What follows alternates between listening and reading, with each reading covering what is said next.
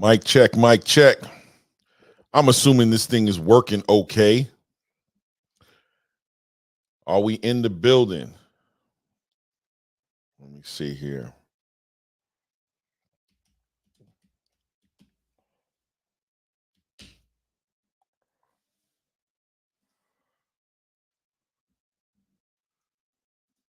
All right.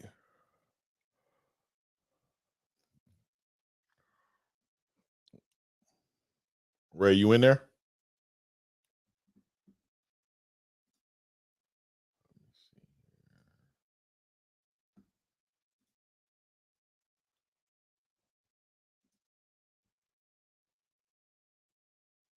Yeah, I think I'm in there. All right. All right. All right. There we go.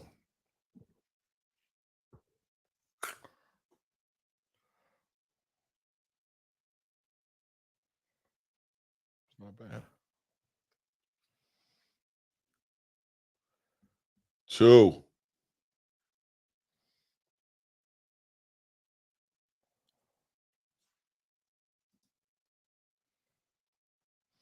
Give it a few minutes and see if anybody comes in here. This is the first live.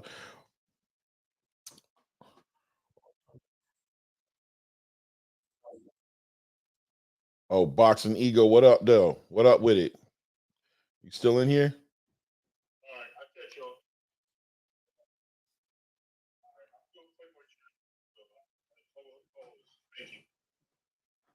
I don't think so. Mic check. Can y'all hear me? Or can Boxing Ego hear me? If he's in here.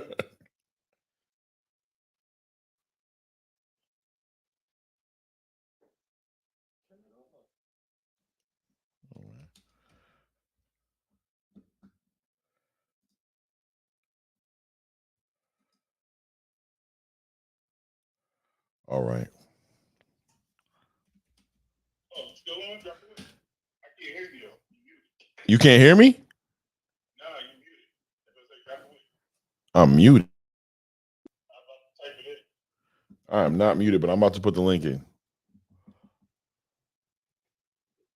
Yeah. Invite. Copy.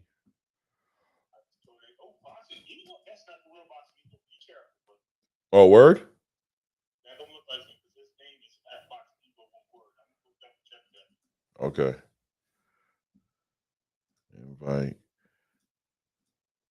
Copied.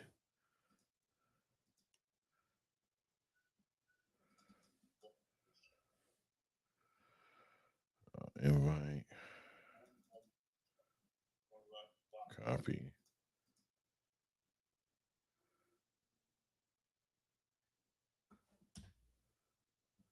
All right, I just dropped it.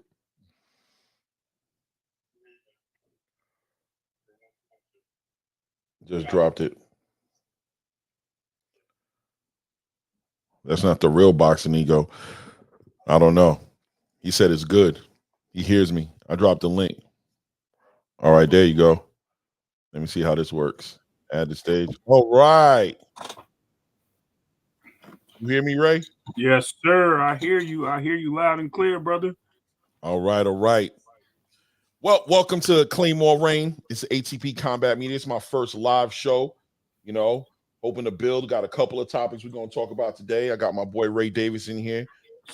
Salute, everybody. Thank you for having me, Claymore. Okay. This is somebody who know me for sure because he said, "Where's Mazuma?" I think Mazuma's at work, man. I ain't gonna hold you. I'm gonna send him the message right now because I know he usually at work around this time. Let's see here. Mark.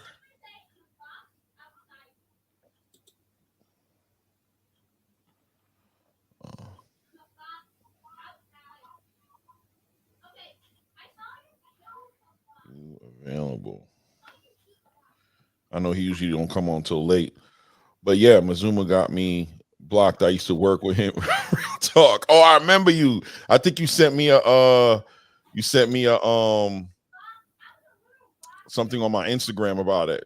I feel like you sent me an Instagram on that. I might be. Yeah. Let me put Maybe something in coming. the chat so you can reach me up. Yeah, I don't even know how to do that. I don't either.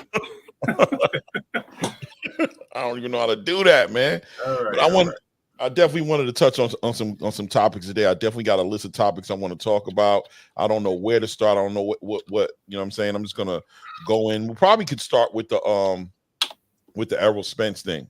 Maybe we should just start with that, with the eye injury and all the above at this point. Salute and the like button. Maybe that's where we'll start. You know what I mean? Yeah, I like that. You know what I mean? Like I don't know. that. You know what I mean? He's getting a lot of heat, and I mean, I would say you guys know, but what do you guys know? I don't know if you guys know my position on Errol Spence and Terrence Crawford in that situation. But you know, personally, I think I ain't gonna hold you, man. I think it's honorable of the man to come and just keep it 100 about, you know, taking accountability for what he did as far as the lifestyle, and you know, I think he realizes that was one of the biggest differences in the match. You know what I'm saying? Being that Terrence was so committed to his lifestyle. What do you think, Ray? Am I crazy? So interesting. Yes, I do believe that he's owning some of the things he did in his past. I think the stuff that he's discussing and putting out there is stating that, you know, he's for his demons and now he's ready to come out of that and be focused on he has changed and has been focused, but now he needs to let go of all that, you know what I mean, and because of those issues, they caused him some drastic measurements in his life.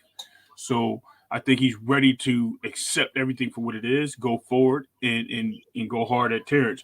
Now, something came up on the channel at I was just at. I don't know if you want me to shout him out, but you know, it's our brother. Well, Yeah, shout him out for sure. Yeah, shout out to Upper Echelon. I was over there on the chat, and someone said something interesting, and they said, "Did you notice his hair?" And I said, "Yeah, I did." And nobody else picked up on it. It was braided. They said, "I think that's an old picture. I think he's pulling a stunt on that." I was like, "Interesting." You know what? You know what? Because his hair hasn't been braided in any recent posts. So, what about That's interesting. It is, isn't it? See, I was like, well, why would that be? That, right? I mean, when people saying, listen, man, when it comes to those type of things, right? Like, if I guess, you know, if you guys are saying that, you know, you've seen braids and he didn't have braids, the reality is we haven't seen Errol Spence in real time since the fight, since July 29th. I can't remember a real time picture that I saw of him, you know, since then. I don't know how to confirm if it's real time or not, but I'll say that he was growing his hair, right? He was growing his hair. So I don't think it's far-fetched that his hair is braided. Am I crazy? Yeah, but no, it's not. But I just thought it was really funny that he had his hair braided in that photo, but when he said he was back, he looked very healthy, no hair braids, no nothing. And I'm like, yo, could this be the reason why he wasn't texting? Because now it brings up speculation. You know, it's all speculation. But I'm like, yo, this is crazy right now. But at the same time, you know, that's my guy at the end of the day. So I just hope he's all well either way it goes. You know what I mean? That's how we got to do it. Let me say what's up to a few dudes up in here, man. I really ahead. appreciate the support. Shout out to Slime. Slime came over from Azuma's channel. I appreciate the support. Boxing Ego, never met you. You know what I mean? But support, you know what I'm saying? Thanks for the support. You need help, real talk. You're not. Oh, he's talking. Okay. I see there's something going on in the chat. Shout out to the Boxing Kangaroo from down under. Really? You call me? This is from you in Australia? Are you in Australia? Unboxing the Boxing Kangaroo? I don't know. He hasn't. That'd be so awesome. I already got somebody from Australia, from out the country. Shout out to all you guys. Let me see who else is in the building. Remember, you touched the GOAT up there, man. You touched our homie. What's his name? Echo, man. Echo. Yes. Yeah, you touched Echo, man. So you know you got fans, brother. Okay. Hey, look, man. Yeah, bro. Oh, wow, man. Salute, man. He said Claymore, that's a troll, bro. I think he's talking about Yeah, I thought he was talking about me at first. I was like, whoa. Nah. I hope not. Shit, I keep it a book. I think he's talking about. I think him and Boxing Eagle might have a little issue going on. But anyway. yeah. I don't want to get. But yeah, on the topic, you know, just keep it clean. At the end of the day, just keep it clean, fellas. Y'all can have your little spat. Right. Get at it. You know what I mean? Figure it out. You know what I mean? Figure it out, but let's keep it clean. But ultimately with Errol, yeah, man, I don't know if it's for me personally, I'm gonna take it as authentic. You know, that's all I can do. I'm not Columbo, you know what I mean? I'm not about to look into it and do all types of do all types of verifications. I'm gonna assume that it's authentic, that you know, he had the surgery. I think that is authentic. I think the question would be when he had the surgery, right? At this point, it's not about whether he had it or not.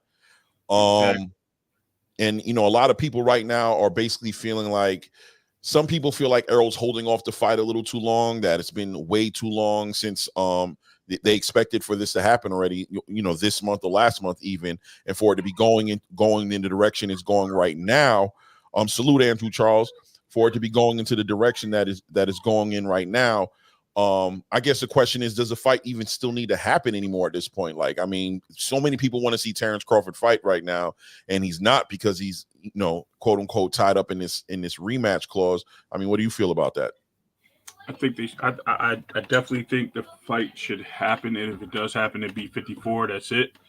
As far as them, if it doesn't happen, I won't be mad. Let's put it that way. It's not going to make my day.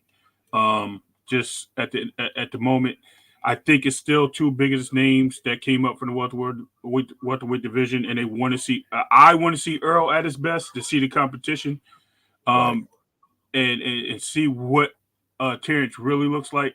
We already had this discussion. I said I see this fight kind of going different, but I can also see it going the same. I'm not going to, you know, and I don't mean a wash. I'm just saying Terrence with the victory, but I can see it more competitive, and that's what I would want to see. I would want to see him at his highest percentage. Bad day on the job to a guy that had his 8th day. You know what I mean? That's just, you can't calculate those things. That's just crazy. No, I definitely agree with you. I think, look, man, as a boxing fan, I don't mind seeing the match. Whether it's going to be lucrative for them or not, I don't know. I don't know what that's going to look like, because I think there's just so many mixed feelings out there, especially with the way Errol just came out with this eye surgery thing, and you know, a couple other things with the altitude sickness. I don't know how people are feeling about it, but I say get it out the way and get it done. I definitely could tell you this: I want to see it sooner than July. I'm not trying to hear that July nonsense. That is your brother in the chat. What's up, Mark? He said, Mark. Cat. Oh, he said, Cat, brother. Yo, he talking about somebody else. Yo, Mark, salute. Oh no. Yo, Mark, what up, though? When you figure that out, let me know, man. Let me know if you home. Are you home or are you at work? Like, are you available to come on? Anyway, I'll let them figure that out. Anyway, but yeah, man. You know, at the end of the day, I don't want to wait that long to see them fight. I think the fan bases are making it a little difficult to really, like, you know, the fan bases are just taking every little bit of information they get and they're adding these huge stories to it. And I'm not built like that. I can't add more to it than he had eye surgery. I think Terrence is laid back about it. I don't think he cares too much, because people are saying, well, are you holding him up from fighting? My question is, who is Terrence about to fight? Who did y'all see that he was about to fight that he's not going to fight because of you know what I'm saying? Who's he not fighting that you thought he was going to fight if Errol wasn't there? He didn't want to fight Tszyu. He did, because there's no money. He threw Jamel out the water. He didn't want to fight him. He didn't want to. You know what I mean? He only wanted Canelo. Canelo had no interest in bringing him up because he was tired of getting being called a sandbagger. So he really had nobody that he could potentially make money on but Errol, and he didn't want to fight Boots because he felt that in my opinion, I think he felt that Boots was not enough payday for him, because he had finally made it with that big bag he got with Errol. So, you know, it was nobody there for him. Only thing I could see making money for him would have been Keith Thurman, but Keith Thurman is even questionable at that point on really bringing anything out there. Okay, I didn't mean to put that on the screen. I just figured out what that was. This is my first. yeah, no, it's cool. Hey, man. He asked Mark how to drop the wrenches, because you know you can throw your wrenches up now. Yeah. I'm kind of waiting on him to kind of finish whatever's going on. He's at the job. You say he at the job. Yeah. That's what he said? Yeah, he said he's working. Yeah, exactly. That makes sense. Okay, yeah, Mark. How do I do the? Hold on, let me see. Boom. Put user in timeout. Boom. Boom. Is that it? Did I do it right there? I don't. You can put him in. Well, Let I me know it try. can. Once you add the wrench, I think you got to click on the name and you can give him the wrench. Hold on, let me see here. It goes like that. All right. Yeah, so you click his name. Let me click your name. Okay. Nope, that's not what that does. I think where the little dots are on the side or whatever on the Right. side. Try clicking that. Hit the dot. I could put you in timeout or ban user and delete their comments. I don't know. Let me see here. All right. Is he right clicking the name, Mark, or is he just clicking it regular? Oh, he's responding. Hold on. Yeah, he said click the name. Just click the name. Okay, click my name. Make me a moderator. Okay, hold on. Click your name. Boom. Boom. Oh, you got. Hold on. You did something. I think you got it. I think. Hold on. Oh no. All right. All right. Oh Click yeah, he the went. name.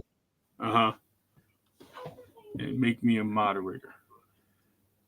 Trust me, in 2 seconds, Mark. You know that's for sure. I got to make you a moderator, bro.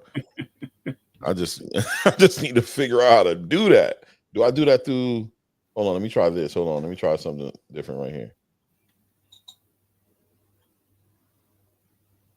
Go to channel. Oh, I think I'm close to it.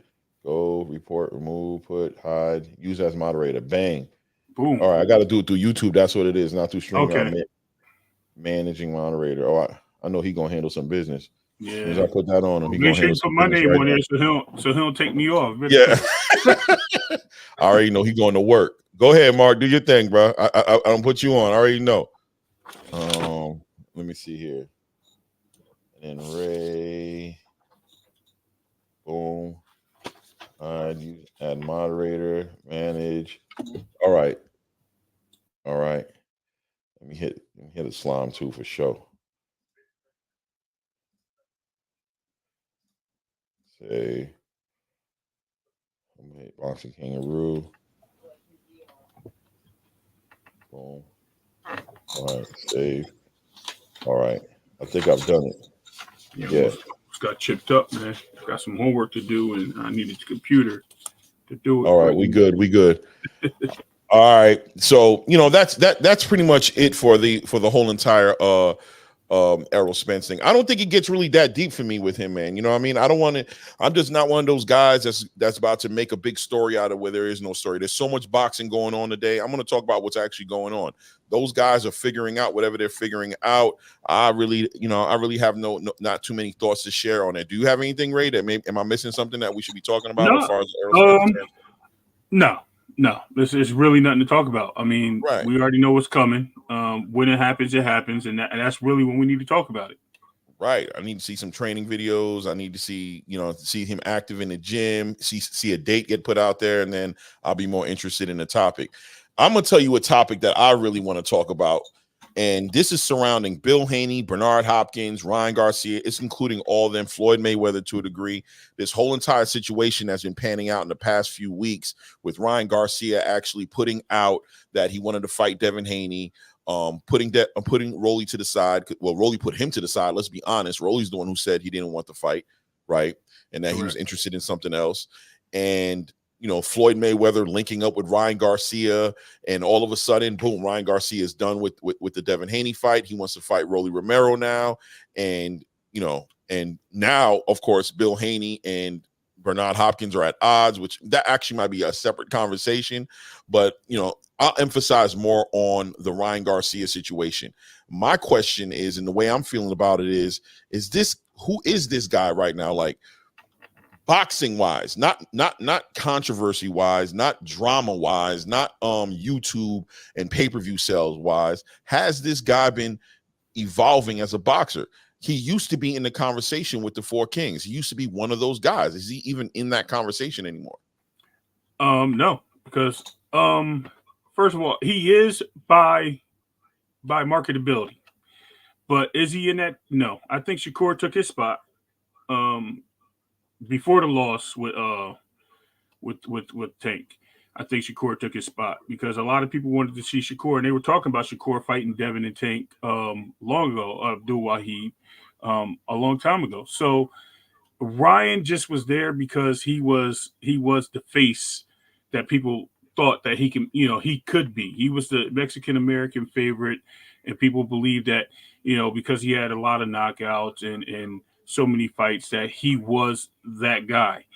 As far as him being that guy, no, he's been exposed multiple times. He's been, he's a great fighter. Don't get it wrong. Don't get it twisted. He's a great fighter, but is he an elite fighter? That's the question. Does he belong in that realm of elite fighters?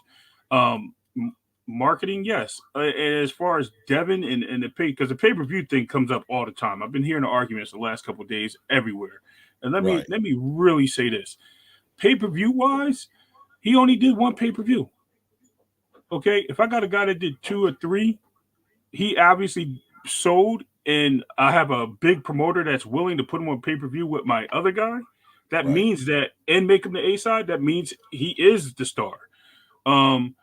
As far as Ryan just let somebody get into his head. I'll leave that for you to figure out.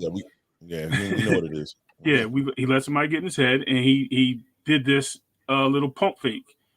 Ryan already put out there he didn't want no part of Devin. Right. My thoughts, and this is going to be an opinionated thought.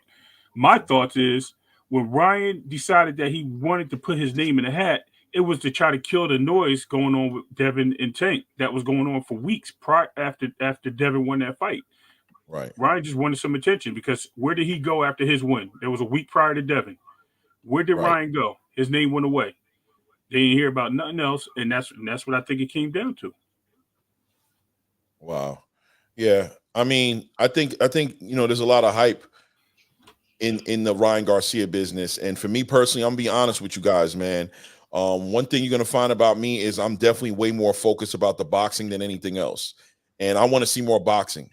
I was on shout out to Fanon. I was on his platform a little earlier and brought that up as well. Actually, spoke to Upper Echelon a little bit as well about it. But and shout out to Upper Echelon. I think he subscribed to my channel. Salute. Appreciate you, brother. And guys, yeah, please, if you're not subscribed, please subscribe to the channel. Let's get the like button. I think we only got one like, and I know I liked it, so that's only me. Come on, guys. Yeah, let's like button. Let's definitely get some likes up in here for sure, man. For sure. You know what I mean? Well, you know what I mean? So, but at the end of the day, I need to see more fighting from Ryan Garcia. I need to see more fighting. I'm not seeing him evolve in my opinion. I don't think he's evolved much since before he went into his hiatus. And, that has a lot to do. I see him going through trainers.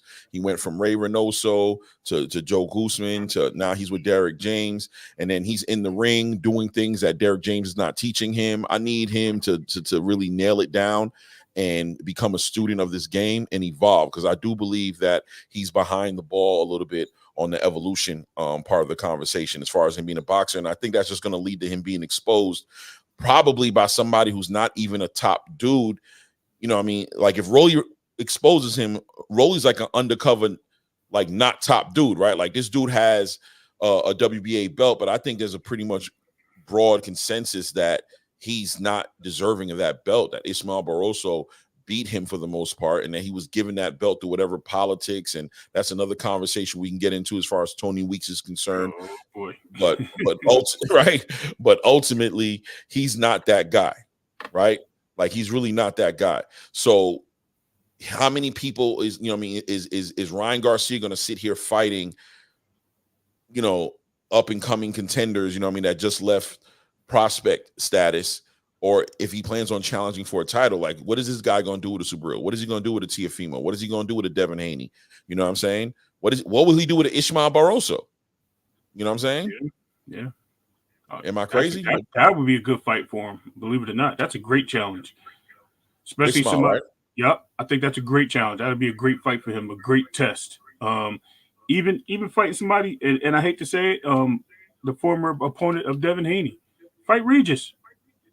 Let's see what you got, because you know what, that right there we'll see what kind of fighter you are.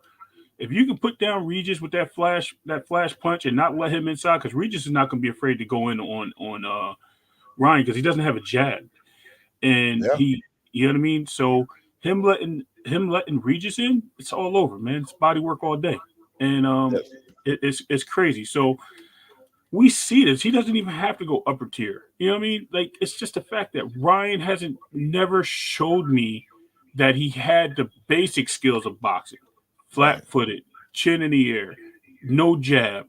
Well, he has a jab, but his jab is just a feint. Really, it's not even really a jab. So it's like, Exactly. what are we doing? You're just closing distance and you're throwing a hook, a check hook all day, and that's not going to catch you all day. That's not going to give you the game all day. People can figure that out. One, two, basic. Definitely, man. I agree with you, man. He's shown that he has a left hook. That's what he's shown. He's shown he has a left hook. If anybody is trying to question Ryan's left hook, you're out of pocket. I'll fight for that and let you know. What? Nah, that man got a left hook. But outside of that, what else does he bring to the table? He hasn't shown it. He got exposed by Gervonta Tank Davis, and I think a lot of people are going to take notes from that fight, and they're going to just fight him differently. You know, Oscar Duarte was stylistically designed to bring out the best in Ryan. You know what I mean? Right. And he took a while to get him out of there. He took a while to finally get him where he needed to be. It was an ugly version of Ryan. The people call it, have all types of different names for it, as far as the taco shell, the California roll, I think Boxing Kangaroo got a name for it too up in here. The silly shell. Yeah, the silly shell defense is silly whack. shell. Yep. Right. And like, by the way, yeah, Boxing Kangaroo said Ryan isn't that good. This is IMO. What does that mean? I'm not good with the text. Yes. What he's saying is Ryan isn't that good in my opinion. In my opinion, all right. Yes. His best win is Luke Campbell, which it is. I agree. I think Luke Campbell was his best win, to be honest with you. That was his most competitive. Like, you got to see him go through some adversity. That's what we have hope in, is that fight against Luke Campbell. We have hope in that, right? Like, okay, is he going to build on that? I don't know, but we have to still see it. I think the game's being played right now. Once again, I think he has way too many people in his ear, man. That's what it just looks like from the outside looking in. Looks Correct. like too many opinions count with Ryan. In one moment he's here, next moment he's there, and he's not looking good. It's not looking good for the most part aesthetically from the outside looking in. And I hope that he's putting in some work in that gym, and that we're going to get to see that manifest. I hear he's not even trying to fight Rolly till like June. Am I crazy? No, yeah, I think he's Cinco de Mayo. He was aiming for it. He said Cinco de Mayo, I think. Hold on. Let me I got some noise going on. Let me ask you a question though. Can I ask you something funny? Where is Luke Campbell since the Ryan fight? What was wow. Yeah. So let's ask ourselves. And that was how long ago? That was 2 years ago. Yeah, brother. Like, I'll be honest with you, I haven't heard nothing about Luke. Going on 3 years ago. That was his last fight. I haven't heard anything about Luke Campbell. So was that really a quality win for Ryan at the end of the day? I say yes, because I'll say that Luke pushed him and made him fight, took advantage of that high chin, made him adjust. I say yes on the eyes. As far as like quality win on his record, you could take it for what you want to take it. Like I agree with Boxing Kangaroo. At the end of the day, Luke was the best fight that I saw Ryan in, most competitive fight that I saw him, overcome some adversity and come out with a win, and a good win. Knocked him out with a body shot. I mean, those are always good looking. You know what I mean? When you're doing stuff like that. So it is what it is on that note with Ryan. But as far as his relationship with Oscar, I think that thing is messy. To see Oscar De La Hoya sitting there dealing with the fact that he has a fighter on his promotional team, on his roster, that does not want to follow the rules. Not only follow rules, doesn't even want to communicate with him, right? Like, he doesn't even talk to him. He's talking to him through Twitter. Like, he's finding out what Ryan wants to do through Twitter and through reporters like Elias, you know what I mean? Elliot Ekbach and just to put a little pun on it. He obviously had to borrow his he had to talk to Oscar to borrow his fishnets, because he ran from Devin with those, didn't he? He put them on. Definitely borrowed Oscar's fishnets. In case nobody knew, Oscar was posing in fishnet pantyhose, which is weird, but that was just a bad joke. Claymore didn't find it funny. But yeah, Boxing man. Kangaroo says, I don't think Ron was 100% focused on boxing. He has too many distractions. That's real. And the fight was for the WBC interim lightweight title. I guess at the time when he was fighting, Luke Campbell, yes, that was for that interim title, right? Yeah, that makes yes, sense. it was. And that's when he became the mandatory for Devin Haney, right? or the interim. And why didn't that happen? And it's funny because what happened at that fight in Boxing Kangaroo, Devin jumped in that ring and said, yo, let's make it happen. He called him, the champion called him out. And what did Ryan say? Well, I think it's too many belts in the division, champ. But I am a champion now, so and then we'll make it happen. And we never seen it. So there we go. That was a quote, by the way. Right. Yeah, man. I think it's out on Ryan Garcia. You know what I mean? I don't think we should be sitting here jumping to conclusions. I'm not going to sit here and say he sucks or anything like that. But I'm going to keep it very down, right on the line, and say I need to see more. I need to see more from Ryan Garcia. You know what I mean? It's not enough. I haven't seen enough, and I'm not about to give him respect he hasn't earned yet. Yes, exactly. I remember Boxing Kangaroo. Yes, that's definitely true. Moving along though, from the Ryan Garcia, Bill Haney, Bernard Hopkins, right? So Bernard Hopkins, Mr. I want to see you in the bathroom. He has an office in the bathroom that he wants to see certain clients in. And there's another, once again, this is one of those situations where the fan base has gone so far in one direction that they're not even seeing reason anymore, in my opinion, right? Like I've heard explanations of how Bill Haney pushed this dude or walked up on him or provoked him into a certain situation. And I don't know. Great. How do you recall the situation happening? All I saw is that Bill was talking. So it had to be something prior. Let's keep it real because we didn't see everything. Okay. Because it looked like to me when you can see Bill in the interview and you see Bernard look like he spotted him, got him. And then he walked up behind him and got close and whispered in his ear, let's go. He didn't even whisper, let's go to the bathroom. He said, what?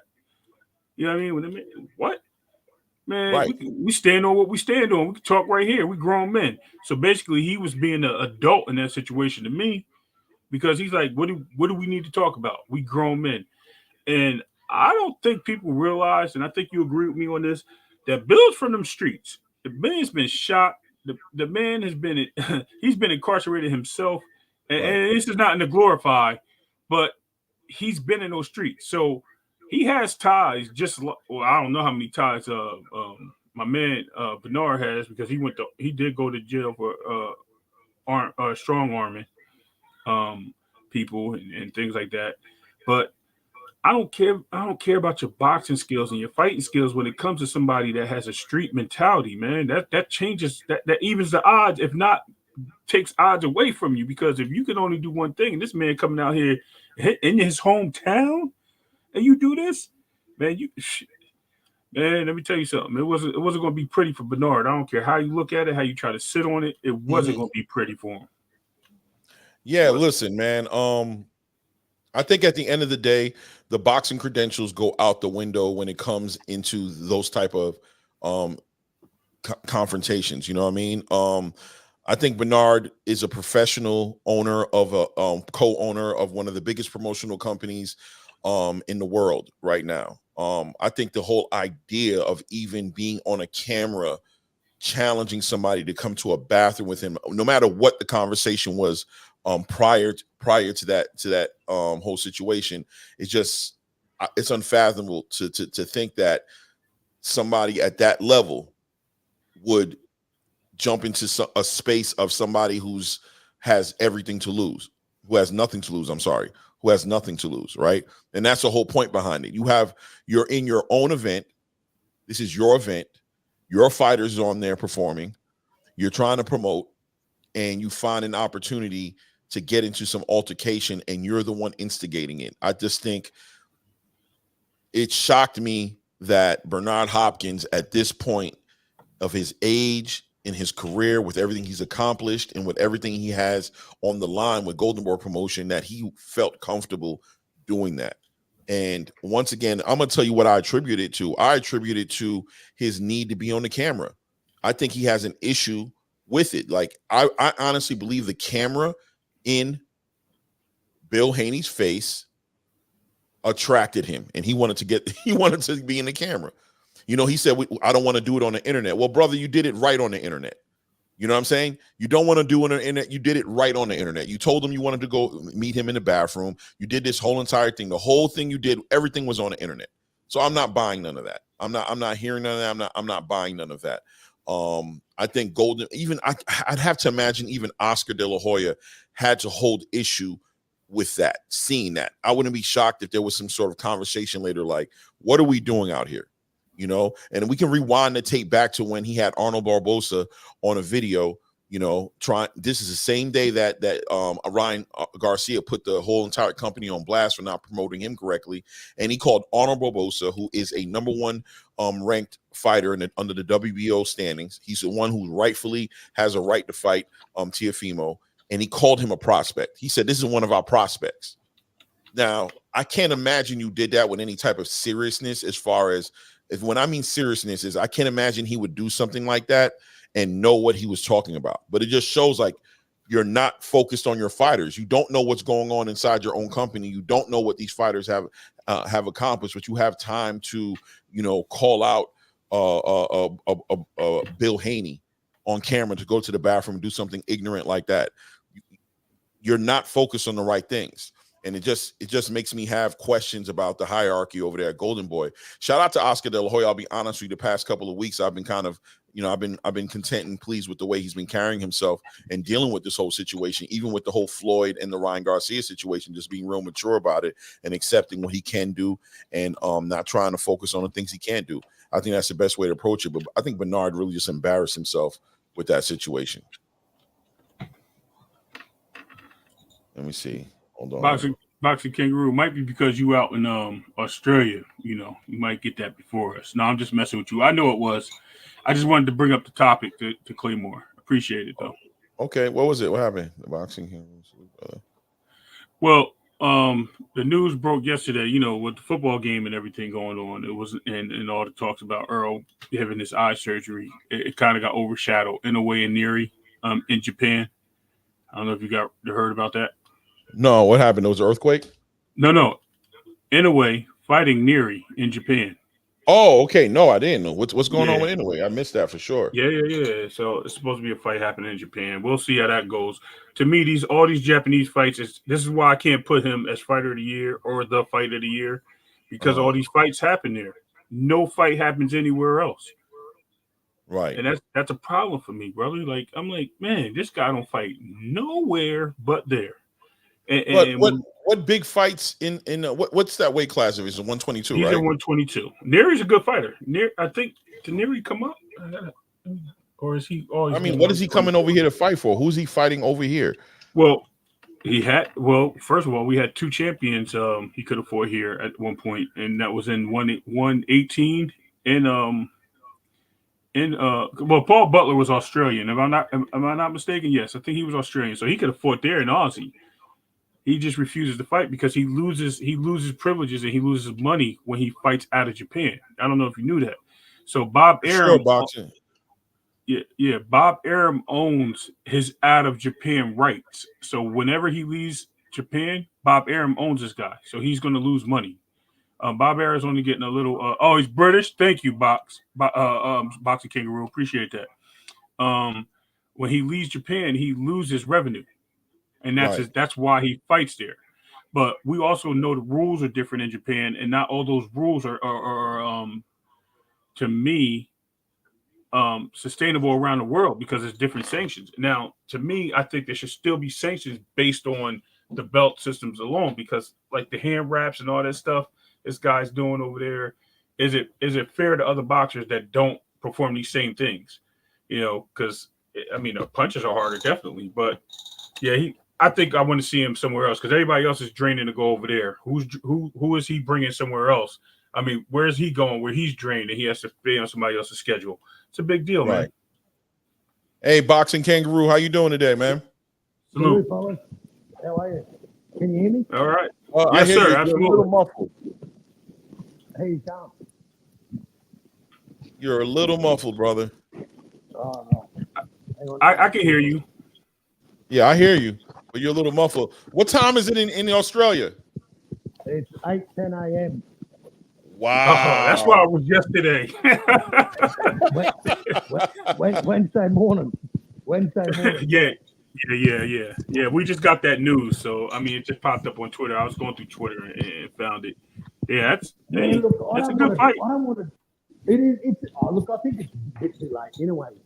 Inoue beats the brakes off Neri. I think Neri's faster. I think he's open. Like, you watch his highlight reel, man. All the dudes he fights are just stationary, and they're just there to be hit. Inoue's not that type of animal.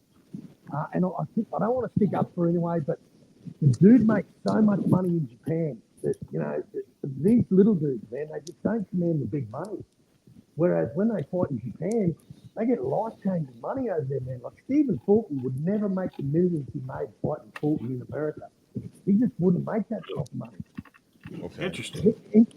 In Japan, man, Inoue's he's treated like a god. He's like the Manny Pacquiao of Japan. Wow, that's good to know.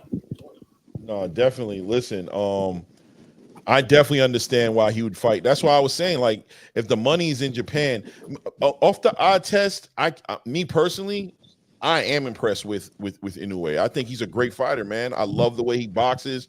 I think he's exciting, an exciting boxer, explosive. I think we want to see him fight in the States because of that. When he gets an opportunity that makes sense financially, I'm sure he will come over here. But I don't. Are you saying, Ray, like ultimately, like we don't know how good he is because he hasn't fought over here, or is it just off the strength? I'm not questioning his abilities. He's an excellent boxer and fighter. I'm questioning the fact that how does he move in other climates? Because when you travel, you get jet lag and other things, and you're training and you're in different atmosphere. Because I mean, what is he in? He's in Tokyo, right? So he's up in the mountains anyway. He's not level. So he's got advantages with breathing. Boxing is so much more than just putting on gloves, by the way, if people don't know. I mean, just elements can change your whole style of boxing and your strengths. I mean, oxygen levels and things of that nature. He's got a lot of advantages. Again, I just think that he's a great fighter. Don't get me wrong. I think he puts on a lot of weight too, but we all know where that's going to go if we start mentioning weight with people putting on weight in boxing matches. So we don't want to go there. But no, I think I do think Inoue's a great fighter. I don't take that away from him. I was just questioning the fact that he just doesn't fight out of Japan. But now we know it is the money because I was out, and I know, like I said, I do know there's a contract with Bob Arum once he leaves Japan, or Top Rank rather. Once he leaves Japan, he loses a big cut of that. Right. He did win the Super Series in Vegas. One second. Salute Fred Nontera, and salute Echo for sure. Thanks for coming by, and salute Bruce Gass for stopping by as well. I appreciate you guys. Go ahead, Kangaroo. Yeah, well, he has fought in Vegas. People forget he won the World Super Series in Vegas. Yes, he did. So he has fought out of Japan. But I mean, I get the thing with the little dude, mate. He's just worshipped like a god. The pay-per-view numbers are through the roof in Japan. They're a little bit different with their supporter base over there, man. Like, it's crazy to think that, like, he would have the following of pretty much all of your fighters combined, all of your favorite fighters combined, is his type of fan base in Japan. He's just a household name, and man, when they get a good fighter, they ride with him till the death, And I think Inoue's got a lot more to go, and I think his ceiling's maybe 126. I want to see him fight Brandon Figueroa. For me, I love it. I've been saying that forever. And I wish Brandon didn't move up after the Fulton fight. That would be an amazing fight. Actually, I think Brandon would be his toughest challenge. I don't think he can hurt Brandon coming in, especially with the height and the throwing power of Brandon. Good point there. But our boy, actually, so just to make it simple, his next fight, Lewis Neri, only lost to Brandon Figueroa. So that just shows you the talent level of Neri, too. So that's going to be a good fight. I hate to use triangle theory, but, you've kind of got to in sport. I mean, fighters just aren't that active. You can only go off their last fight. You know, Right. that Marlon Tapales, man, he was a tough son of a bitch, man. That dude was tough. And, you know, that Philly show was working on Inoue. You know, he was only getting 1-2s away. He wasn't letting his hands go. And that Marlon Can you hear me Tapales, okay? Yeah. Yeah. Salute. Yeah, you Hold on, sound good. Kangaroo. Hey, Echo, how you doing, man? I'm so thank you for showing up to my little live that I'm doing. It's the first one, and I can appreciate the support, man. Any support I can get, I appreciate it, man. How you doing today? I'm good. You're welcome. You're welcome. What time is it where you're at? 10:15 p.m. Oh wow. Appreciate you staying up late with us. You know what I mean? So you guys are ahead of us a few hours. Yeah, they're like California time to us. So I mean, we're in the East, so we're like California time. He's 5 hours ahead, 5.5 or something like that. Yeah, I came on earlier, but there was only one person there, and it wasn't live then. No, yeah, I was figuring it out. I was hitting buttons and figuring out how this thing works, and it was throwing shots at me. I felt like I was in a boxing match with the StreamYard application, but I think I got it to a degree right now. So definitely. Yeah, we're talking. Sorry, go on, carry on. Yeah, we were talking about Inoue, you know what I mean, and Ray Davis was basically saying how, you know, he's a great fighter, but ultimately he's never made a trip stateside, or he doesn't fight over here enough. So that's the only reason why he hasn't given him like the fighter of the year that when that conversation came up. What do you think about that? I don't really think it makes a lot of difference, because who would he fight over it? That's what I said.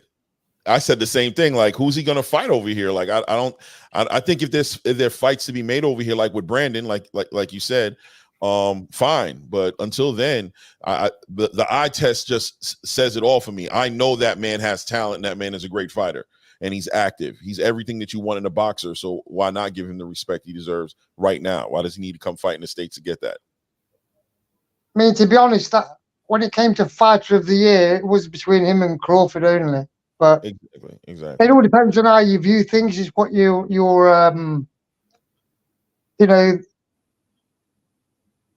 what your how you would judge, you know, the thing. Would it be for activity to having that many fights, or maybe you could read Crawford's one win with Spence as being 2 or 3 fights because of the way he took care of him.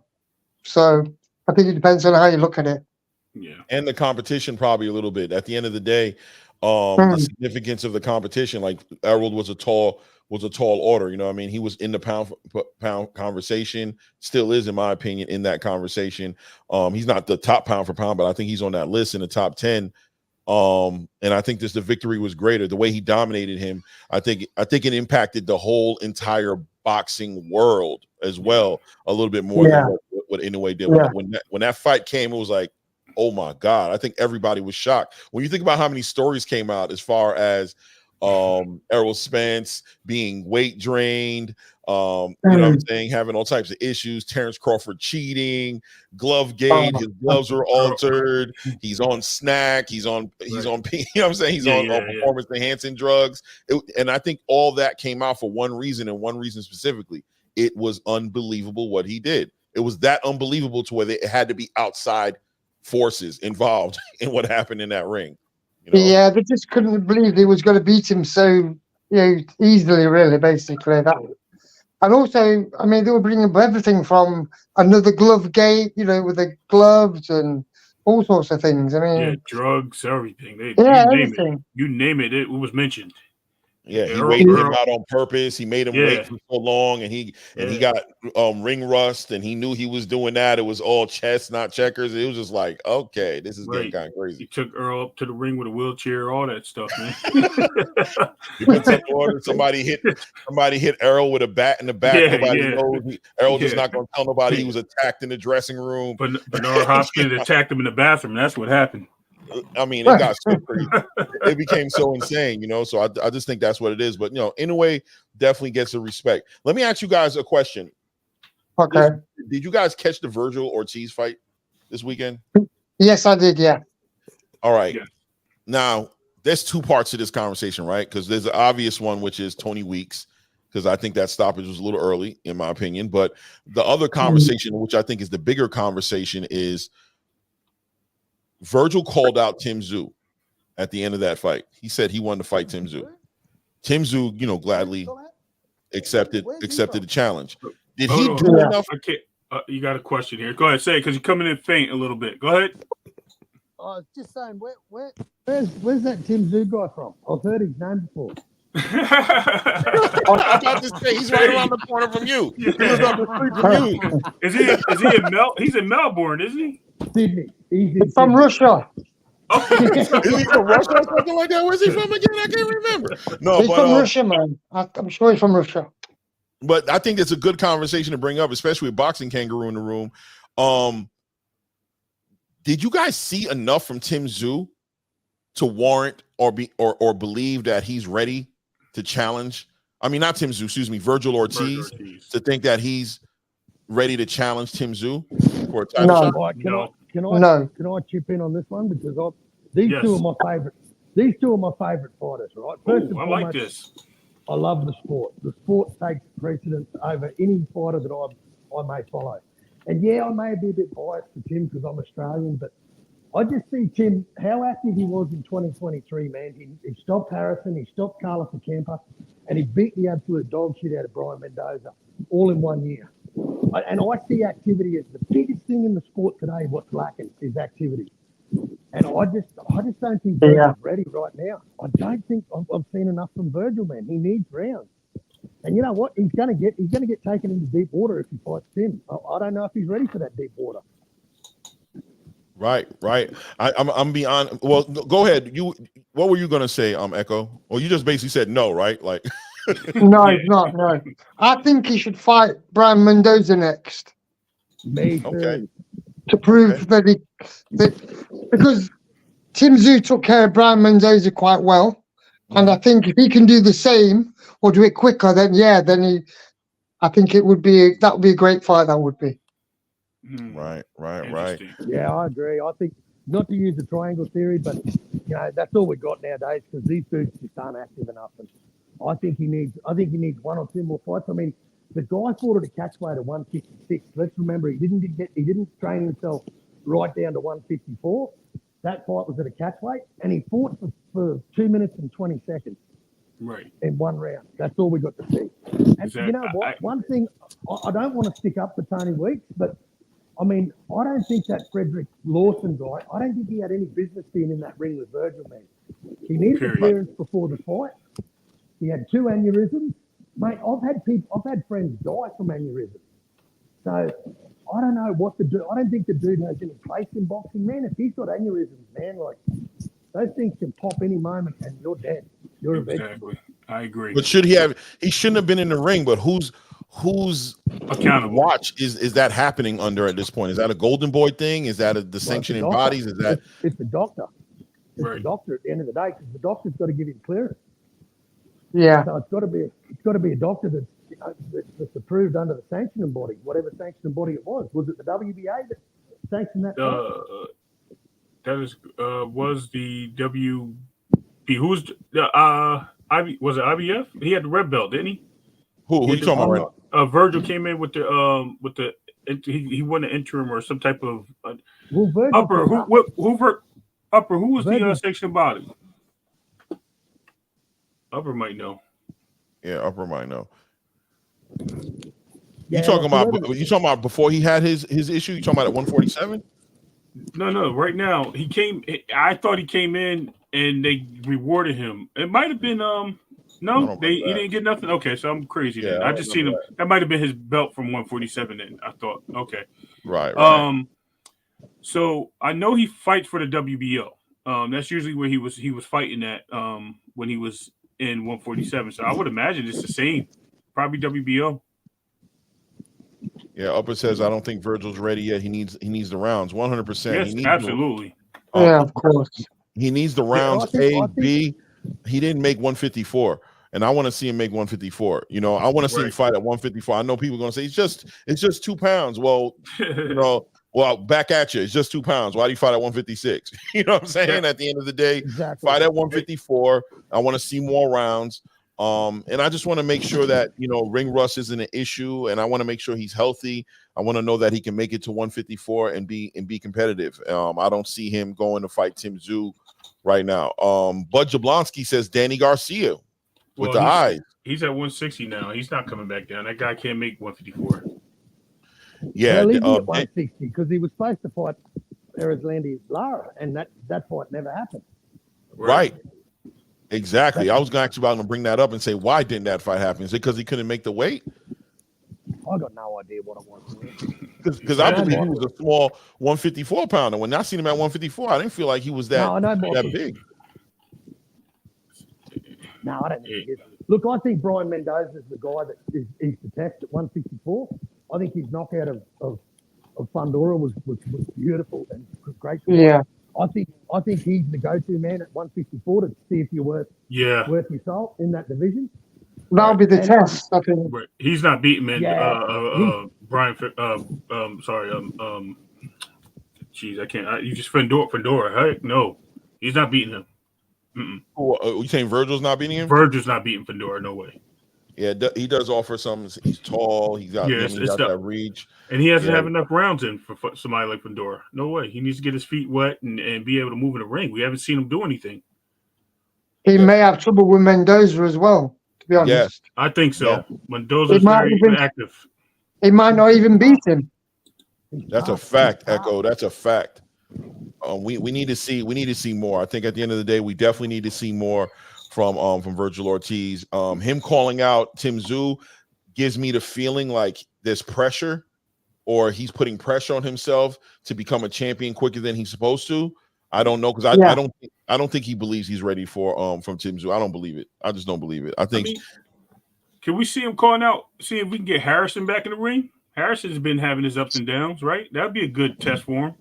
Yeah, that would be. I agree with that. That would be a good one as well. I don't know if Tony's fighting anymore, man. I think he's just coaching. I thought he retired too, but hey, why not? It's a payday for him. Maybe get him back in the ring to test Virgil's skill set. That'd be a better fight than fighting the guy that has 2 brain hemorrhages in his head. Yeah, he'd never have been in the ring if that was the case. He had no business being in the ring with anyone, let alone Virgil Ortiz, man. Because I mean, you just got to look at that dude's record, man. Okay, Mark. Okay. Yeah, Mark says Virgil will stop Fundora. Yo, shout out to Mazuma TV. That's my guy. That's my guy, man. It's helped me out a lot. Really, you know what I'm saying, gave me inspiration to put a channel up like this and to even go live like that. You guys don't know him, you need to go subscribe to Mazuma TV. I'm not gonna put your real name out there, but he's a boxing trainer. He's a 2nd generation boxing trainer. His father is a big boxing trainer out of Philadelphia. It's a real down to earth dude, man. Knows a lot about boxing. So salute to Mazuma TV. I'm telling you guys, subscribe. You will not be disappointed. He's really knows his boxing. He's a current trainer. I don't know how many fighters, Mark, you got right now, but I want to say he has like 5 right now that he's training right now. But and his father is, follow the channel, you get the story better. I'm not gonna put it all out there. There you go. But he's a big supporter, and I'm a big supporter of his. I really appreciate him coming out today. So Virgil's not ready now, guys. SUBRIEL Matias speaks English. Did you guys know SUBRIEL Matias speaks English? No, you guys know that? But yes, he does. He called Devin Haney a chicken. He called Tszyu a pussy. He called Rolly a joker. Yep. And he says nobody wants to fight me. Who's gonna fight me? He says nobody wants to fight me. Who's gonna fight me? Who's gonna fight me? It seems that way, doesn't it? Nobody wants to test themselves. He says nobody wants to fight me. Who's gonna fight me? Well, I think there's rumors of him and Devin in talks right now. So I'm not. Yeah, that would be a great fight. That's a great fight. Who do you think could win? Honestly, I think Devin does. I think Devin has a chance. I do. Well, I actually think Devin can beat Tank at 140. I am with you on that. Claymore sees otherwise. Upper echelon doesn't see the same. I don't see Devin beating. Why you say that? All right. What was it that you questioned me with? It was something you questioned me. Listen. Oh, no, you know what? You did not say that. I apologize. Thank you. I apologize. I thought the reason why I think he can win is because he's distance control. Yes. He's got the best distance control in boxing today. Exactly. Yeah, And I his think he's lateral one of the stance- most disciplined That's fighters. a big element in boxing for sure, especially when you're using your footwork. And that's what I was Definitely. going to say. Moving laterally and having Yeah. control, Yeah. it's a big step. And then when somebody gets close, you pivot off of it. Oh, he's yes. Yeah. Footwork is amazing.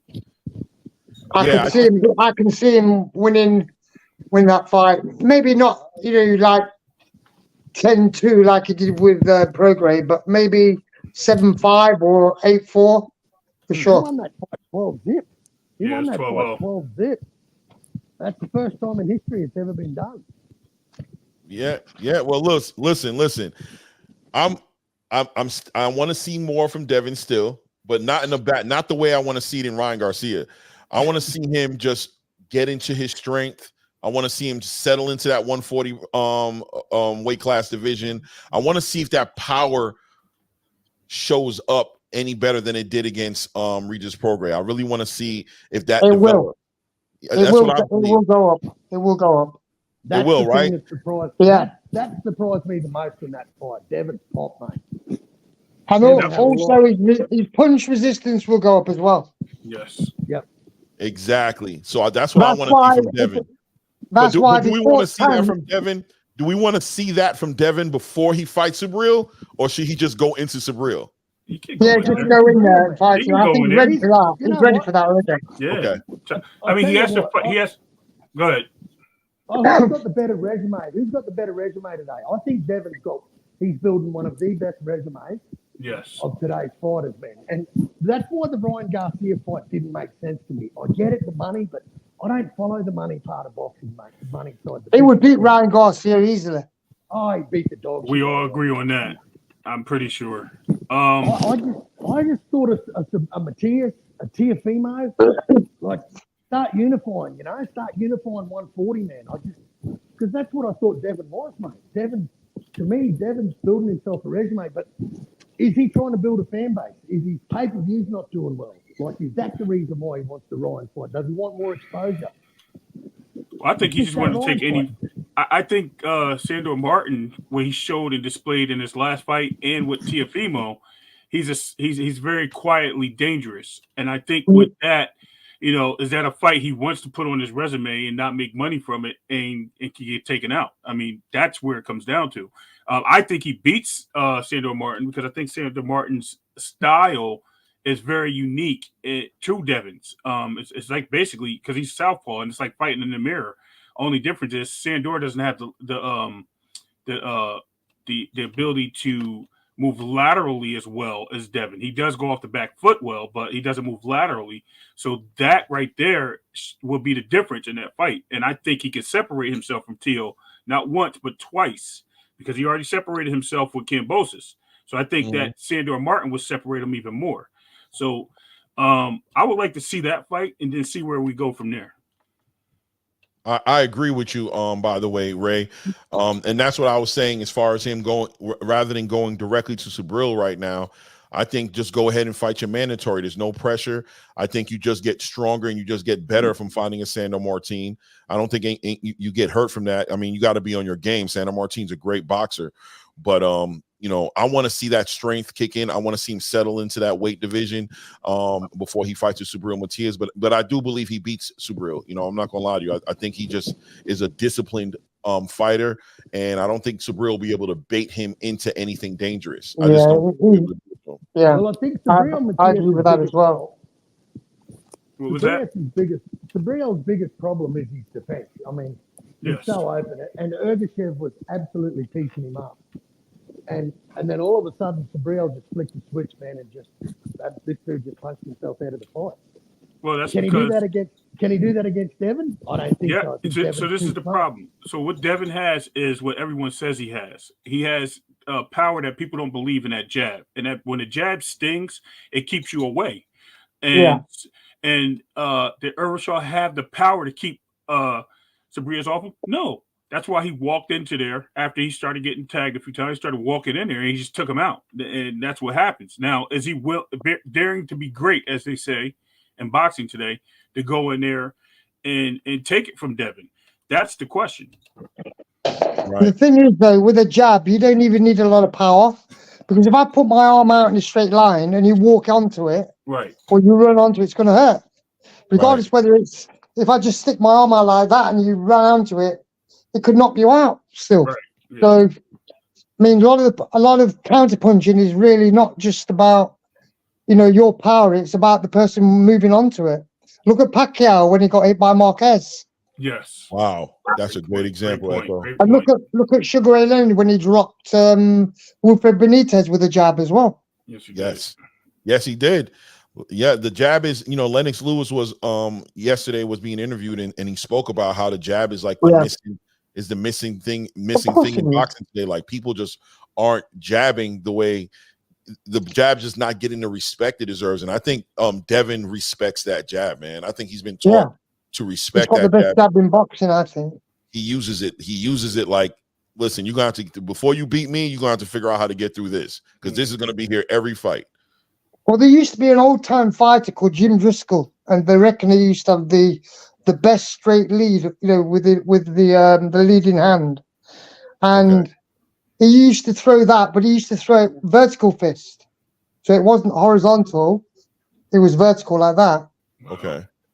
And when he used to throw the jab or the straight lead, his body was more on side on, not, because a lot of people jab and they're more like 3/4 on when they land it. Yes, sir. But he was completely side on. And while he was landing that jab or that straight lead, you can't get by it unless you've got longer arms. Right. Right. So if So you he use the reach jabbing from the side, like as far as his body's concerned, he was stretching it out. So basically it was like a longer jab almost. Like he was of course, and also his chin was pinned into his collarbone. Right. Devin does that well. So he shrinks now. He's throwing a jab and he literally shrinks. Yeah, because basically what he's creating that straight line. And if you punch with a vertical fist, you can sneak through the guard much more easier anyway, because if somebody's got the hands up like this, it will go through the middle. And also, if you get somebody to stand in that position and you were to hit their hand, the shock doesn't go back into the shoulder like it does when it's a vertical fist and horizontal fist. It's a much more powerful jab.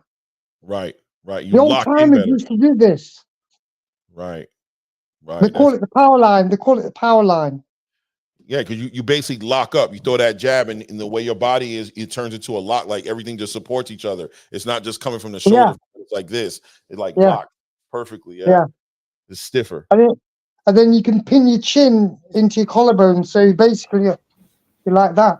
Yeah, my cousin actually taught me that one. Believe it or not. Wow, yes, he's from Philly, Mazuma. My cousin from Philly, he taught me that. He used to box at the gym, at the Joe Frazier gym when he was younger. Philly got the boxing. Philly's like one of the boxing capital. Is Philly the boxing capital? Like, It's a lot of fighters out of Philly, man. A lot. I would say Ohio's got a lot of fighters too. I mean, it's fighters. They're all over Claymore. It really is. They're all over. Yeah, for sure. Let me ask the gentleman from England. Echo, that's where you're at in England, right? And the gentleman from down under. Yeah. Are you guys tuning into the heavyweight boxing scene? Because I feel like heavyweight boxing is like a European thing now. Like you got a couple Americans, but it seems like you guys have it on lock right now. What do you guys feel about the Anthony Joshua, Francis Ngannou fight that's supposed to be coming up in March, and potentially the Deontay Wilder and Zhang Zhang fight coming up? That could be a bit dangerous for Joshua. It could be, but he should win. He should win the fight quite easily if he fights sensibly.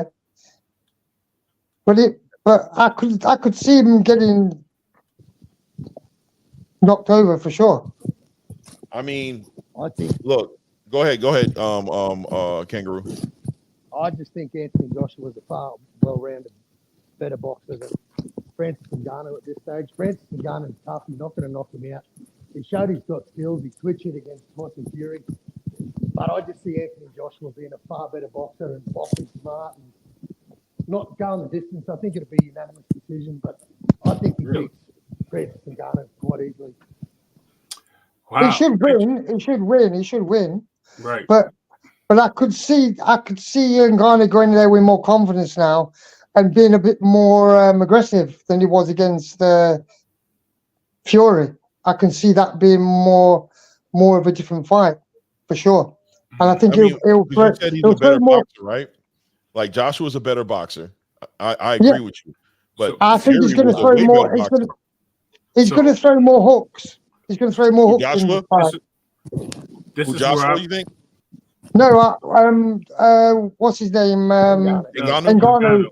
He will throw more hooks. Yeah. Right. I think it's dangerous because the fact that Anthony Joshua hasn't displayed his footwork since he got beat by Andy Ruiz. Andy Ruiz. Thank you. Andy Ruiz, yeah. Yeah, he hasn't showed and displayed that footwork, and he's been standing like a statue. So he's willing to trade more, and that's dangerous with a guy like that has nothing but power. Yeah, exactly. It can, you can think that you're a better boxer overall, but that can sneak up on you, and next thing you know, you're out on the canvas, lights out. Do I think he wins? I think he wins in 6. I think he can overpower him with the jab. Because he is a professional boxer, and he's been doing it longer. But if he doesn't get that footwork right, it's lights out. I can see that. I could see it being a bit of a slippery slope if he's not careful. Yeah, I think the question at the end of the day, I don't think Francis Ngannou has been in enough adverse situations. It's one thing when you're up, like, as far as with Tyson Fury, he was never behind. He was never feeling overwhelmed in that fight. So he fought very confidently, right? But when he gets in the ring with AJ can put him in situations to where he's gonna have to overcome some adversity in there. And we haven't seen him do that yet. And I think that's part of the experience game, right? Like, you need adversity to know what you're going to do in adversity. Mike Tyson always says it, and I love the saying. That's why I say it all the time. Everybody has a game plan until they get punched in the face, right? And what is Francis going to do when he gets punched in his face? Yes, he got hit by Tyson Fury, caught a little bit of an illegal elbow, but he never felt overwhelmed. That was a blatant elbow. That was that elbow right there was like, oh, that he's getting ready to go to UFC. Trust me, I've done MMA. I trained some guys been in the UFC, and that was a proper elbow. That was clean, right? Like, he learned that elbow. That was a technique. The technique was perfect. He turned the shoulder over. That was a beautiful he did that on purpose. That wasn't accident. Yeah. Yeah, and just to see the monster keep coming forward. Like, what was that? And just keep coming forward had to be a little bit discouraging for Tyson Fury. One of the MMA guys are used to elbows. I mean, if you're used to getting a shit in the head from time and time, a punch doesn't hurt that much, to be honest.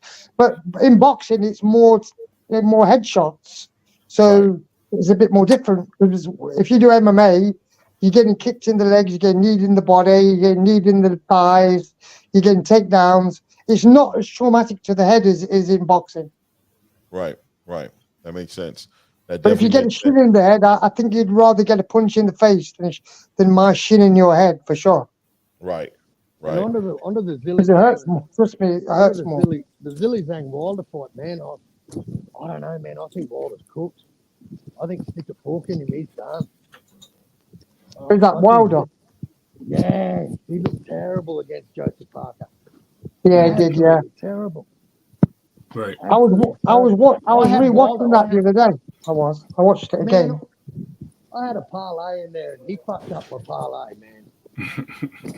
What do you so do you think? I mean, first of all, I don't think the Wilder Zhang fight has been confirmed. From what I understand, it hasn't been confirmed, like how Francis and AJ has been confirmed. But I mean, is this a smart move for Deontay to do a fight like this? No, he should wait. He should wait longer to fight. If he's going to fight in, what is it? It'd be less than 2 months, wouldn't it? Yeah. You know what? I mean, let's look at Wilder. He needs to go back to the drawing board. Wilder's just as bad as Virgil Ortiz, man. He had 1 round in 2 years. Like, activity, fellas. He's got to stay active. He's got to get straight back in that ring. And does he need to fight Big Bang Zhang? I don't know. But no, I think he's got to get straight back in that ring, man, or he's fucking done. The dude is done. He needs to fight somebody that he can beat, basically. Somebody that there to pad his record again. Somebody that, you know, that's maybe a good boxer, but is not going to really. They know deep down he can't beat him, basically. But Like, I don't know who who is that that? can be because I'm not even sure, to be honest. Because what So I I don't know mean, who you put him up against. He got exposed a little I- bit. I tell Man, you, I Joseph watched. Parker. I didn't think Parker was that good. I did not think Parker was that good. Parker's But you know pretty what? good though. He is pretty good. Yeah. Technically. I thought he was Definitely about 3 good. years past it, man. I thought he was about 3 years past He's it. much But you better know what? than Wilder, that's for sure. I'll Technically. tell you what, man. That training was Tyson Fury. This is one thing I never took into consideration was that training and sparring with the Tyson Fury, man. Tyson Fury gave him the blueprint to beat Deontay Wilder. I do not care what anyone says. I'll give you one point though. Zhang is a come forward fighter, and that is tailor made for Wilder's right hand. He Yep. walks straight in, and that's tailor made. It doesn't matter what kind of fighter you are. I mean, I know he's a great fighter. Don't get me. Zhang is a great fighter, but he walks straight forward. He doesn't do anything. Yeah, but walk. yeah. That's tailor made. If he's going to beat Wilder, he has to step to the right when he throws his left cross, straight left. He has to move to the right, his own right, away from Wilder's right hand side, basically. And then I use the agree. right hook. Then after he's landed the jab, if he does land the jab, or maybe throw the left straight to the spleen, then throw the hook over the top, and that would probably be more of a problem for Wilder for sure, because he'll be on the outside of his right hand. I just think if Zhilei Zhang's got a Tex-Cobb chin. And I just think if Zhilei Zhang gets through that right hand of Deontay Wilder, I think it's good night Wilder. I think Zhilei Zhang puts hands on him. Well, that's the way to do it, because God, it's the only way he's going to get past him. He's got to. if he gets past his jab, all he has to do really is when Wilder jabs, all he has to do is get to his right, sidestep to his right, throw a left straight to his spleen, step in, and then throw the right hook to the head. Then Wilder will back off from that. Wilder will back off when he throws punches at him. Then all he has to do then is throw the straight left, straight down the middle to Wilder's chin, or aim at his chest. When he leans back, he gets it on the chin. That'd be the easiest way to beat Wilder. Yeah. We got our own. Not go straight in like. Got a lot of trolls here tonight, Clay. Yo, Yeah, I was going to say that. I'm looking at this dude. I'm like, what is going on here? I'm like distracted. Like, you're talking to me, and I'm sitting here looking like, what in the world is going on the channel, bro? Yeah, right. What's that? I got a dude on here, fake Floyd Mayweather, saying I'm gay. He's put about 8 different names in the chat. He's put about 8 different names in the chat. I'm looking. I can see it now. Yeah. I've been. So that's why I was looking to the side while you guys are talking. I'm looking, and I'm just like, what the hell is going on my channel right now? I'm doing my best to mod everything, man. I appreciate people haven't got nothing better to do. That's what it is. Yeah, you that's know all. what? You know you're doing it right if you got trolls, brother. You see, you can hear that, right? Exactly what I told Claymore. Once you start getting the hate, you know you made it. Yeah, let's do it. Yo, shout out to my brother. Hold on one second here. This is my real life brother, by the way. Mac Victor. You know what I'm saying? That's my little brother. You know what I mean? He's showing support for me. Thank you, Mac. Salute. That's good. Salute, Mac. That's my little brother. I can see him. And while we're at it, everybody in the chat, get these likes up. Please, let's get these likes up. Let's support Claymore. He's doing a great job. He is doing a good work. Yeah, he's doing really good. Thank you. Yo, listen, man. Deontay, I think Zhang Lei is a super dangerous fight for him. I do believe that. I agree with Ray though. He comes forward and he gives somebody like Deontay Wilder the opportunity that somebody like Deontay Wilder needs to win that fight. But if he doesn't get that jab back working the way it's supposed to be working to set up these right hands, and if that power is not there, because he hit Joseph Parker with that right hand a few times in that fight and didn't put him away, I don't think he's putting Zhang away. If you can't do it to Joe, you're not doing the Zhang. And if it comes down to boxing, Zhang is a better boxer than Deontay Wilder. I think it's dangerous, and I think he has a. I think we're looking at a real chance of seeing Deontay Wilder getting put in the meme the next morning in newspapers. The key to Zhang is to sidestep to the right, away from it, over to Deontay's left, and throw his own left. Right. I think So if he just throws the right hand, it'll go over his left shoulder. Right. I think Parker showed the blueprint, mate. If you get in the pocket and exchange with Wilder, that takes that right hand away. And that's what I think. That's what I think. I actually don't think that's the best thing, really, to be honest. And not with Zhang, because Zhang's problem is, in my opinion, is that he doesn't have the movement of Parker. Like the upper body hasn't got that. He's a little bit bigger. He's a little bit more stiff, and he doesn't. He's not bright boxer. He's not bright boxer. He's not. Yeah. He doesn't bob. Right. He doesn't bob and weave or sway or anything like that. Right. That's why he needs his footwork. Yeah. He needs his footwork. Thanks, Slime. Appreciate it. Yeah, I appreciate you, Slime. You on the rise, brother. Thank you, Slime, on the job for me, watching out for me. So now here's a conversation that I saved for last, because I know a lot of people, and I was hoping, I was going to wait for more people to come into the chat before I brought this topic up, because this is an honest conversation I want to have. I don't feel like a lot of platforms have this honest conversation in a fair way. Gervonta Tank Davis. Oh, I'm sorry. I'm going to respect him. I want to show him some respect right now. Abdul Wahid, formerly known as Gervonta Tank Davis. What are we expecting from this man in 2024? Or is he just perfect the way he is? Well, he's not perfect. Okay. Get that out the way. Here we go. I'll kick this one off. Okay. I think we're gonna what we're expecting is him to have a nice walk back into the ring, a nice opponent. It could be either the guys mentioned, it could be Isaac Cruz, it could be Rayo, but I don't think so. Let me tell you who I think it's going to be. I think it's going to be Gary Russell Jr. I think that's going to be an interesting fight. I think he gets it done against him. And then from there, I believe we go into one of the fights with one of the other champions, whether it be Loma or Shakur at the end of the year. Rather, because Bob's looking into Amazon as well, so that could be a fight that can happen. With one of them, or Shakur may leave and go to PBC, and that fight would be easier to be made. I see that happening, and then I see from there him fighting whoever's left in the division, moving up in early 2025 to 140, taking on Tszyu. That's how I see his path. I think we walk down that aisle with this guy. I think he gets 2 to 3 fights in. Well, it won't be 3 because he's fighting late this year.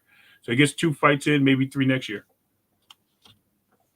We'll see Devin next year, though, for sure, if he moves up to 140. That was going to be another question I had, but so you think he goes up to 140? At the end of next year, mid next year, maybe. I think he moves up. Okay. Yeah, it probably will. Probably will.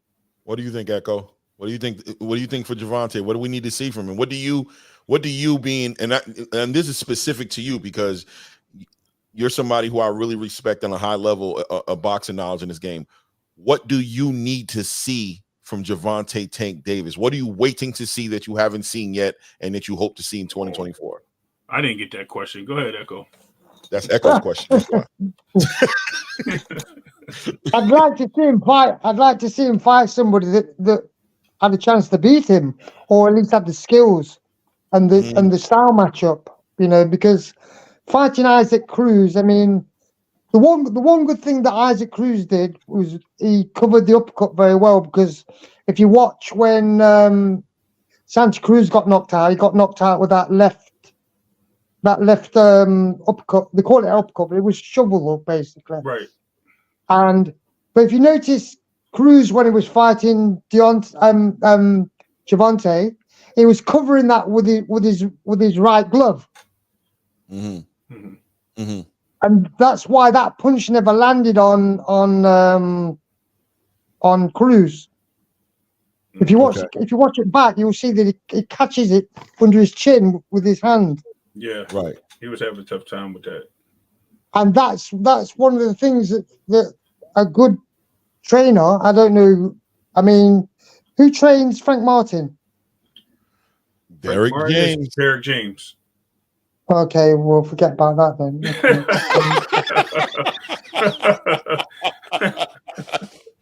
Oh man, That was quick.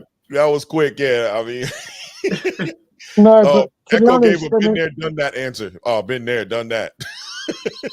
no, because I've seen so many flaws that people are not taking care of. I mean, Errol Spence, he's always leaning over his front foot too much. Yes.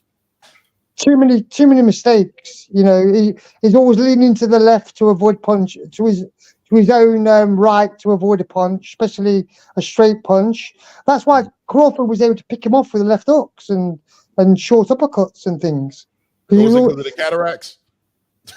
No, of course not. No. The thing is, it don't matter. Yeah. If you're blind, right, you shadow box, you're still going to shadow box the same way if you're not blind. And the way you train is the way you react. If you throw a jab at me, for instance, I'm facing the camera now, as you can see, right? I don't know if you can see me now. Yes. But I'm orthodox now, okay? Uh-huh. And you throw a straight right at me, Right. and I slip over my left shoulder, Right. okay? And I keep doing that over and over and over again. Right. What happens after a while? You know, I've got a pattern. You can capitalize on that. Yeah, now, you can if you set throw him a up right now, hand, set a trap. if you throw a right hand again, okay, and I shoulder roll it and do a Philly shell, a shoulder roll, okay. I do that once. Then the next time I do it and I block it with my left hand. Right, The next time I slip inside through my left hand to the liver. Another time I sidestepped to the right and slammed my right hand in the liver. Mm. You're gonna be more reluctant to throw that right hand now because you don't know what I'm gonna do. Right. So if you're predictable, it's very easy to work a plan against you. Right. So if I'm slipping a punch over my left shoulder all the time, like your jab, where's my head going to be? You're going to aim where you last see my head. Exactly. So you could even parry the right hand with your own right hand, just as a cover, because you're going to be covered there. Mm-hmm. Obviously, you've got to be careful of the left hook. Right. But you could bait somebody into doing that, bang, then going under, throwing the left hook yourself, and throw the right hand to the chin. So there's so many ways you can beat a one punch. Right. And this is why Wilder was very difficult. He made it very difficult for himself because he just kept swinging with the opener prayer to land on Parker. And every time, what did Parker do? It dipped on the right hand all the time. He went right under it and then came right inside with a right. And what did I say about Parker? I said every time he dipped and threw that overhand, he put his face down. I said that guy was waiting. He was waiting for an uppercut to hit him.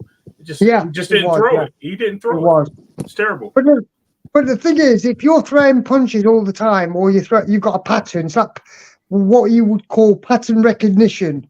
After a while, you start to use.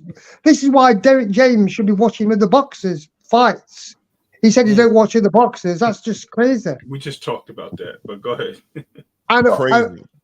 And also, when you think about it, you look at the old timers. You know, I mean, you go right back. They didn't have access to all the fights that we have now. Right. So it's much harder. It's much harder for you to beat a great fighter like, I don't know, Henry Armstrong or whatever it might be, or Tony Canzonieri, or I don't know, Ray Robinson. Gotcha. Yeah, any of those guys, because there wasn't much footage.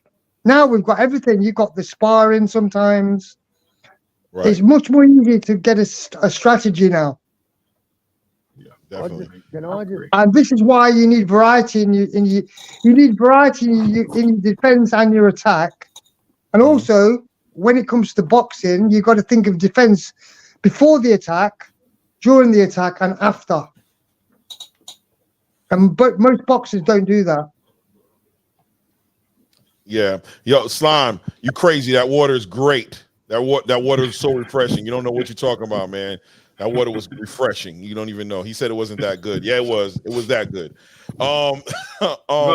Yeah, man. I think that for Gervonta Tank Davis, I've seen a lot of people. I actually want to go through some of these comments right quick because I think a lot of people. My brother says, my brother says he want to see Tank with at least 2 belts by 2025. I think that's realistic for Tank. That's nice. I would like to see that. I would like to see that. I'd like to see.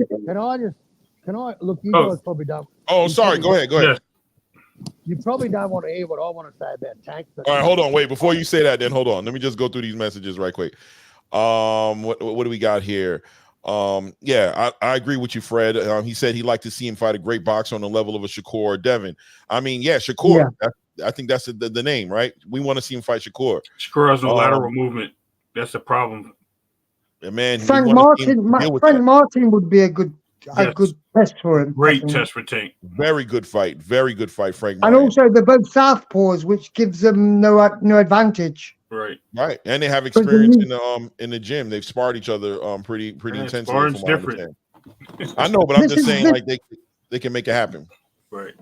One of the advantages Tank has is that he's a southpaw, and people say, "Well, why has he got an advantage?" Because most people are not southpaws. Right. And a great southpaw is one of the most hardest people to beat. Yeah, because he parries everything. He just parries it and catches and slips and bangs, and it's very easy when you do that. But while we're there, Bud says he wants to see. Bud Jablonski says he'd personally like to see Tank clear out the whole 135 division. So he wants him to hang back at 135 and not go to 140. Got to be to 2026. Yeah, maybe. Maybe he can retire there 2026. He could probably do that if he really wanted to test himself. But you've got to ask yourself, why didn't he fight Lomachenko? That's a fight I want to see. I like the. I think the reason why I didn't fight him because Mayweather knew that he couldn't beat him at that time. All right, Boxing Kangaroo, what do you got on that? Because I know you've been wanting to touch on Tank real quick. So go ahead. They would have beaten him easy. Look, I just think you guys are forgetting one thing. When the last time Tank tested himself was 2017 against Jose Pedraza. That was when I was really high on Tank. That was a legitimate title holder. He beat the absolute dog shit out of that guy. Yeah. I've just seen him fight Cairns, man. I love the little dude. I think he's a hell of a fighter. I just wish he'd fucking test himself. He just doesn't. Yeah, I agree. Yeah. We'll never know how good Tank is, mate. We'll never know. I know Claymore was waiting for that. It's the truth, man. For sure. It's the truth. It's a waste of talent to not see that man challenge himself the way we know he can challenge himself. It's a waste, man. Breaks my heart because I know that little dude can crack, man. And I honestly think he's one of the best boxers that sets traps. I have never seen a little dude set traps the way Tank does.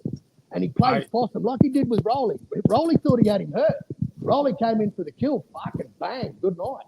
Let me tell you, I've said this many times.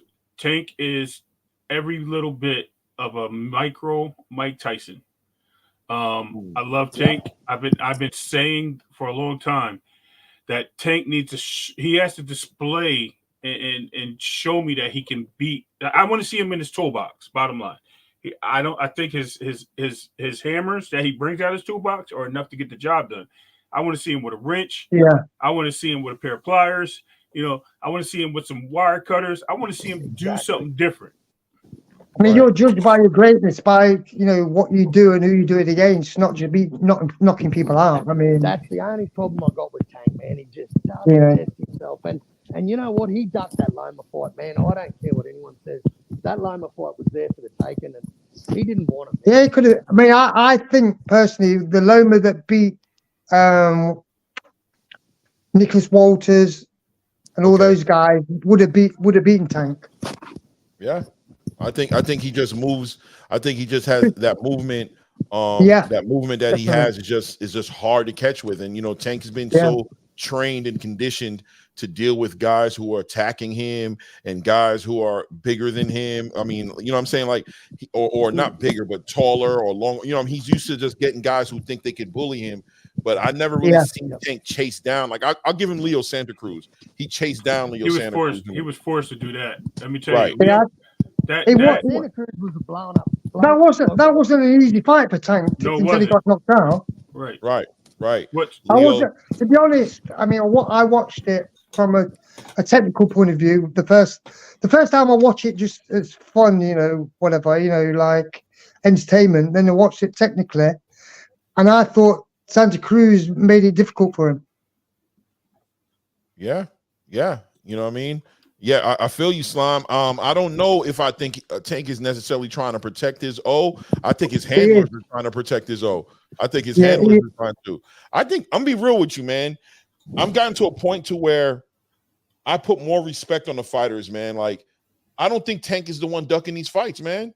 No. I think Tank is with all the smoke. He'll fight. You think you can beat me? I think he fights under the Mike Tyson mantra. And Mike Tyson was like, if you even think about being better than me, we're gonna set that fight up. Like, if you even think about it, if I heard in your dream you said that you could beat me, well, then let's get it done. And I think Tank subscribes to that same magazine. But unfortunately, between the fan bases who so intensely defend Tank not fighting anybody, it's amazing to me, like, how I feel like they don't even need Tank to fight. Like, he don't even have to fight. No. Why is he even fighting? Well, he hasn't fought. When was the last time he fought? How long ago? That was April. Yeah, it was 23. April, 23 against Ryan Garcia. That was his last fight. Yeah. So, like, what's that? 8-9 months? Yeah. Right. Yeah. Right. Almost a year. That's too long between fights. Well, remember, he had the trouble with the courts in September. Okay. Well, he fought Hector Luis Garcia in January, and then he fought Ryan in April. But he's not fighting more than twice a year most of the time, anyway. Speaking of that, go ahead. You want to read that, Claymore? Or? Yeah. Okay. Slime says, once, I'm assuming he's saying Tank. So once Tank takes an L, his stock's gonna drop. And since he's the cash cow, they want to make as much money as possible before he takes a loss. True. Okay. Yeah, I can see that. I wouldn't be surprised if he lost this year. You know what? It wouldn't surprise me. It could happen. Now, would it be a shame if he lost against somebody before he fought an elite fighter? Yep. Yeah, that's who he's going to lose to, an elite fighter. Okay. He won't lose to somebody that, he's probably not going to lose to Isaac Cruz or anybody. So you don't want to see a De Los Santos sneaking in a win against him? Because he surprised everybody when he fought Shakur. Nobody even knew that guy was that agile and that quick. Nah, nobody's surprised against Shakur. I think we got more surprised when he fought Rayo and when he fought you know what I mean? Like, no. I never seen him. Like De Los Santos fought, but he was in a pocket, right? With Rayo. Yeah. He fought Shakur. His movements were more than surpassing Shakur's. When Shakur went to feint, this guy was ready to go. Shakur had to take 2 steps back. He was very careful. I'm telling you, that guy showed an element of speed that I haven't seen against Shakur. Okay. And the agileness on top of that. Like, he was very agile. I can give him that credit because he definitely, I mean, even though supposedly, Shakur had injuries, you know what I'm saying? Supposedly with his hand and his shoulder. I think he probably did because he didn't throw any punches. I don't think he was. He could have threw lots of punches. I think the dude's a massive unknown in boxing, and I just wish he'd test himself, man. I really do. Yeah. I'm not a hater. I'm not a hater. I love the little dude, man. I think he's a fucking great talent. How good, we may never know, mate, because he just doesn't. You don't know until they fight each other. That's the thing. Yeah. You can always. Anybody can say, alone. "Well, this guy's the best. This guy's the best." But So I have a question for the panel. Okay. Right. So I had a discussion on another channel. Echo, you might have heard this. When I asked about the fight between Tank and Devin at 135, there was a time period where it could have happened. Bill called up the right people. It was right after Kambosos' second fight, in between Loma fight. This is when talks was Devin wanted to have a fight in March. early March, and Loma's team pushed the fight back to April when he said he could not take that date because of Ramadan. So he ended up moving it to May. At that same time, he was under contract with that fight. He could have had a stay busy fight, I thought, but I was told he was under contract. Now, at the same time, Tank was already under contract with Ryan for an April fight. He took a stay busy fight with Hector in January. Was there a possibility that they were trying to make that fight in February before he took that fight with Hector? And did he not take that fight with Devin to take that fight with Hector because he wanted to have that? He didn't want to have anything that could be too risky when he fought Ryan. I think that it was the case of both of them, you know, because I think Tank thinks he can beat anybody, and I think Devin thinks he can, but it's not 100% either way. And I think it's going to be a bit of trepidation about moving towards signing for them that fight, to be honest. I think Tank 100% took that Hector Luis Garcia fight over Devin on the proviso that he just wanted a tune-up fight. I don't think he wanted Devin because I think Devin's got a lot of... No, he didn't. It wasn't. And I'm sure that Tank... It's a difficult thing because I think when you're fighting look at Santa Cruz. I'm not Santa Cruz. Yeah, Santa Cruz. When Tank fought Santa Cruz, who thought Santa Cruz would win? Nobody. So nobody thought he would win because I didn't think he would win because of how small he was, but I knew that he was going to rumble with Tank. I knew. I thought that as well. Yeah. Yeah, but I didn't think he had the power or the size to really influence that fight in the way he needed to.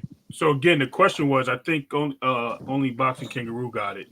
Was could he have taken that fight in February before they both had their main events? That was the question. I think that's a bigger fight. I think that's a bigger fight than the Ryan fight was, man. I think the fight with Devin would realistically. Oh yeah, most definitely. Most definitely. I mean, would contracts have been an issue because he was with Top Rank and they had that fight?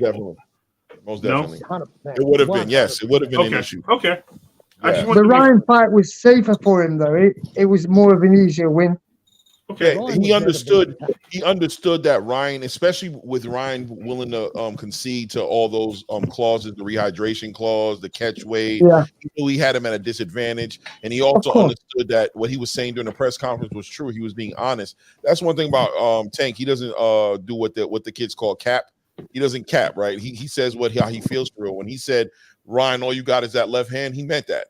He was like, you're one trick pony, and all I got to do is get that left hand. Also, Tank probably watched Ryan make so many mistakes against Campbell. When I watched it the other day, I rewatched it. Mm-hmm. There were so many mistakes. If you look at the knockout or the knockdown, should I say, the time it lands, both of Ryan's hands are like this. Like he was pushing, yeah. That's not boxing. No, he just caught it, and he almost the way he threw it. It was like a home run, I'm going for it. Like it was just like when he threw that body shot, it was just a perfect, like he just threw it. He left himself vulnerable to so much. If that body shot didn't affect Luke Campbell, he left himself open to so much, and he does that a lot. He stays with that chin high. And listen, like I said earlier in the conversation, I need to see more from him. What I saw against Oscar Duarte, listen, congratulations, you stopped. But I saw a lot of holes. I saw a lot of bad technique. I saw a lot of issues before that knockout. And just like Deontay Wilder, I saw so many flaws in him, but he gets a knockout. So a knockout just puts a fight in perspective, right? Even though you see all these flaws, what are they going to say back to you?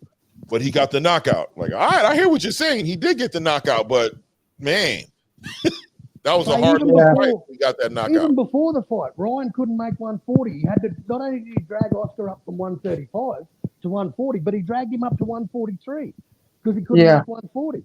To me, right there and there showed me that there's a problem with Ryan, mate. His head's not in the game. Yeah, but if you watch Ryan when he got caught by Campbell with that hook, Ryan's arms are like this when he gets hit. They're not like that or like this. Right. They're like that. Right. That's not good defense. And Wilder the same way when he was on the ropes with Parker. Parker. His arms are like this. That's because they're home run hitters, and that's all they can do. They only see the fastball. They don't see anything else coming down that line. And I don't think it's going to be easy to beat Rolly either. Jay Cash. Salute Jay Cash, the money man. Thank you for coming through, brother. Thank you. Go ahead, Echo. Sorry. You know that I don't think it's going to be that easy for him to beat Rolly if Rolly starts throwing bombs at him. Right. No, I said that. Yep. I actually said that. Yeah, I think I wouldn't be surprised if he gets knocked out. I think Rolly's disciplined enough because Rolly was disciplined in that fight against Tank Davis. I'm going to give you my personal opinion. Before he got caught by Tank, he was being very reserved. His shots were very precise, and that jab was working. He's not a reckless, just bomb throwing puncher. If Ryan doesn't tighten up on a lot of things, he leaves a lot of openings for Rolly Romero to take advantage of. So this is where Rolly fails. Rolly also has a problem with putting his head over his front foot a lot. And it does. Yeah, it's a problem for him. So it leads him to trouble, especially when he throws those hooks. But go ahead, Boxing Kangaroo. I know you wanted to say something. I think Rolly's a retard. I don't think he deserves the WBO belt. I think Ismael Barroso deserves his rematch without Tony Weeks. I think the way I think Tony's retiring. We haven't talked about Tony yet, but go ahead because we're going to talk about him. Trust me, I plan on bringing him up. The way Ismael got rid of we going to do it today? The way Ismael got rid of Ahara Davies, mate, that dude is now the WBA interim champ. Let's get the rematch with Rolly. Let's get a referee that lets guys let their hands go and don't feel the need to step in and stop a fight. Look, I think Tony Weeks, ever since he refereed David Morrell and Ados Ubusanelli and the dude went into a coma, I think Tony Weeks is stopping fights a lot earlier than it's understandable, though, when that happens. Of course it is. Had that dude have died, man, we may not have seen Tony Weeks again. That's probably not a bad even a boxer that kills somebody or knocks them out and puts them in a coma changes them as well. So exactly right. But look, I'm not sticking up for Tony. No, you can't. I just want to see Barroso get a fair fight against Rolly, and they run that shit back because I think he'd probably beat Rolly the second time. I think so too, man. He looked polished against Ahara Davies, man. He looked so polished. He did. He really did. And then we can segue into it. We don't even have to cut no corners because we weren't going to get away from this conversation because that was also one of the most exciting parts of the card Saturday night. Tony Weeks? What are we doing with Tony Weeks? He already did that to Ismael Barrosos. Now he went and did that. I mean, listen, he just stopped the fight too early. That guy wasn't going to win the fight. He wasn't supposed to be in the ring.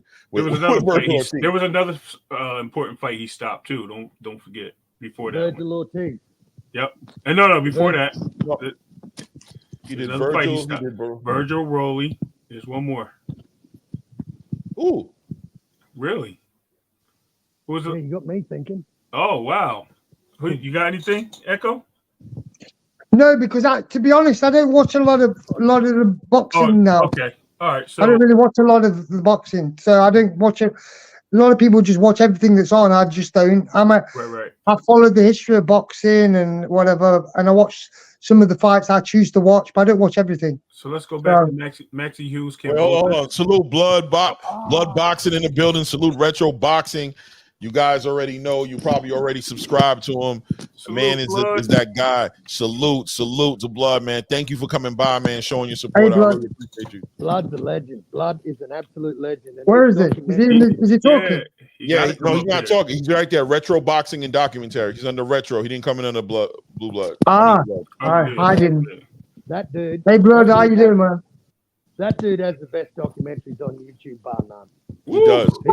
Fire. Man, he has got some good. Man, I've watched that. That 3 hours of Salvador Sanchez, man, I can never get enough of that shit. I think I've watched it like 4 times. And his latest one, he's done the second one on Ali, man. He's just a good. I watched the Ali one. It was great. I told him that already. That he's very good.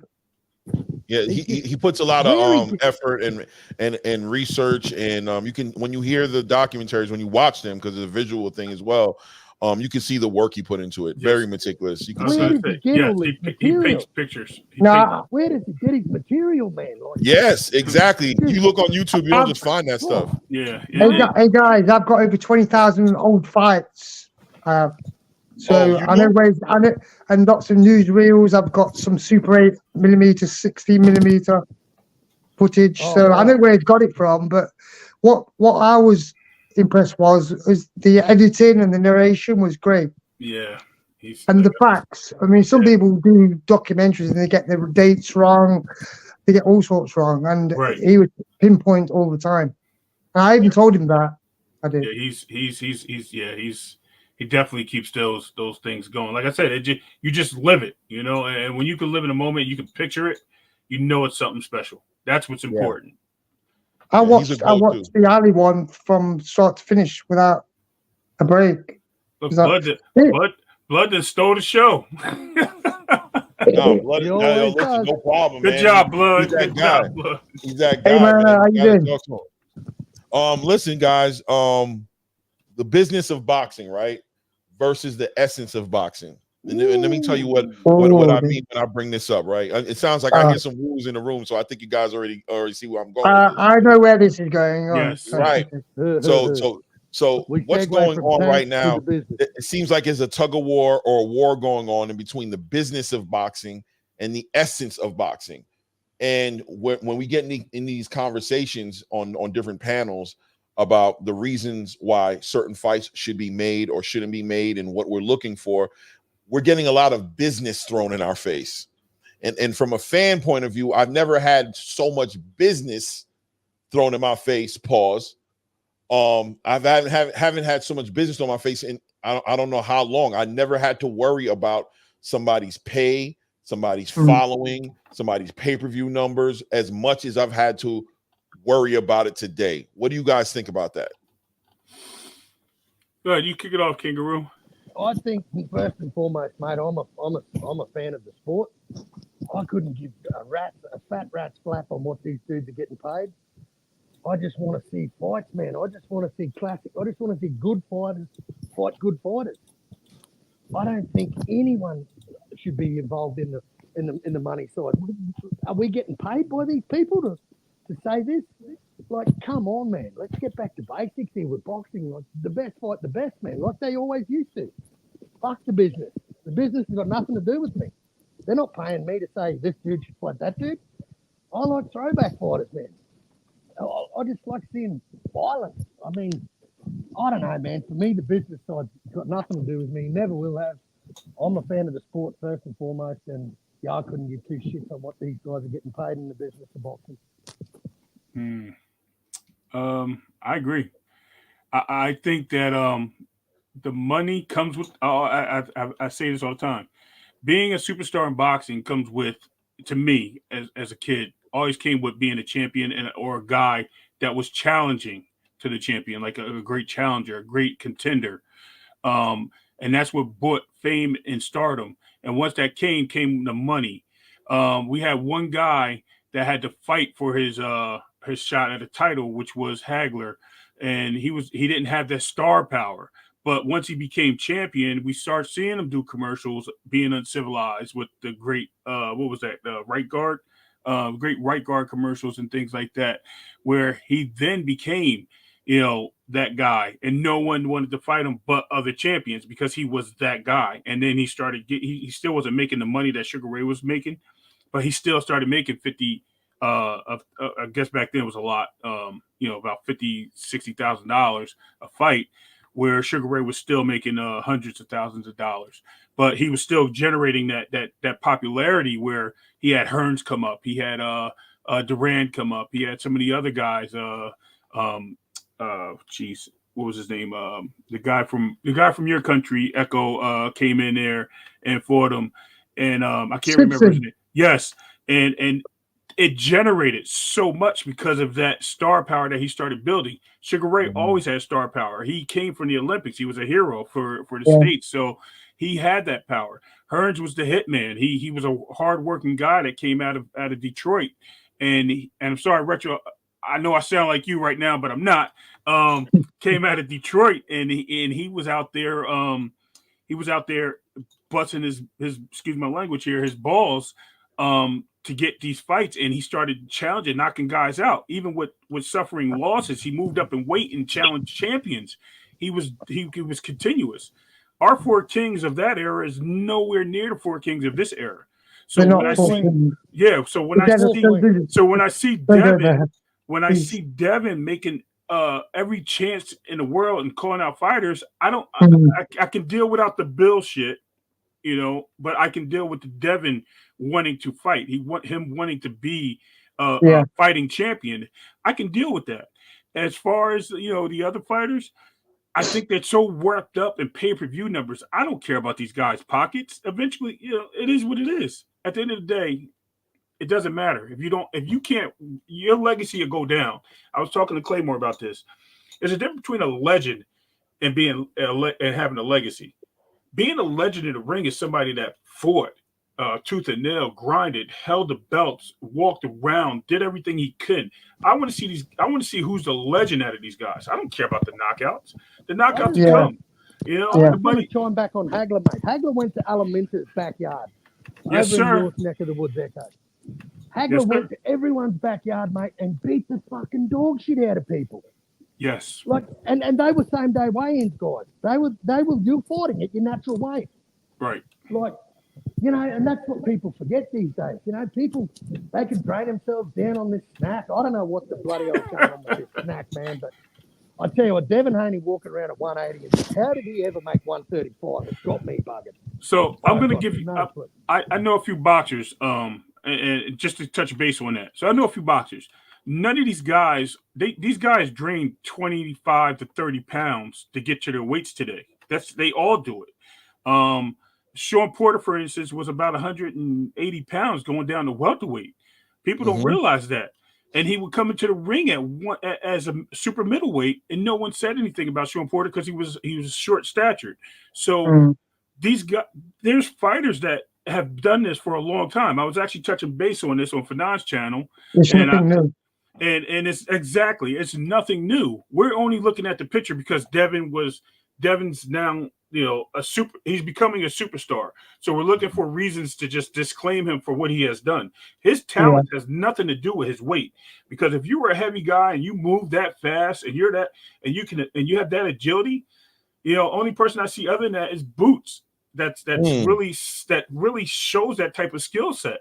I agree with that. So when you're discrediting this guy for having talent, I mean, what are we really hating here? Are we hating him because of his dad? Are we hating him because because we think he wants to be like Tank? I mean, I hear it all. Are we hating him because he's not the cash cow? Because the cash cow to me is a bunch of malarkey, and I'll rather just have the guy with the belt and fight for the belts because that's what makes a champion to me. Yeah, Robert. Yeah, I could. I gotta throw up. You know, I gotta throw it in there because at the end of the day, guys, the business of boxing. We have fans that are so concerned with the business of boxing. It's like they've become desensitized to boxing. They don't even know when they see greatness. They don't know what it looks like. They have no requirements to see greatness. They don't even know how to. And why? And the reason I'm bringing this up is so important is because these fighters fight off of the strength of us, the fans. They're always trying to please us. And if they're pleasing us with their bare minimum, you know what I'm saying, effort, then they're not going to push it. They're not going to push it. Only a handful will. That's the only way you look at it. Somebody like a Devin Haney. You see what he's trying to do and you don't respect it.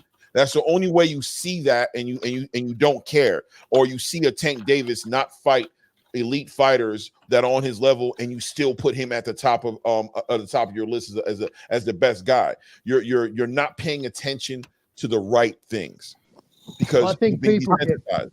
Yeah, I agree with that. I mean, when you're talking about Hagler, I mean, he only lost 3 fights. I'm sure everybody knows that. Yes. But as you was talking earlier about Sugar Ray Leonard and whatever, I mean, Hagler made $50 for his first fight. Yep. Sugar Ray Leonard made $50,000. Exactly. So he was already ready there, and also I mean, Hagler, I mean, his first loss was in 1974. And then he drew with Sugar Ray Seals. He lost to Boogaloo Watts. He lost to Willie Monroe. And he went straight through to Leonard without a loss.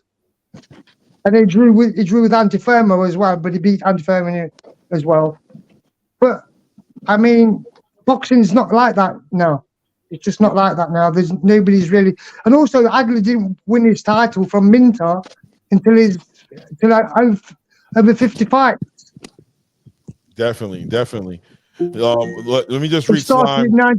He started in 1973, didn't he? So, I mean, we're talking a long time ago.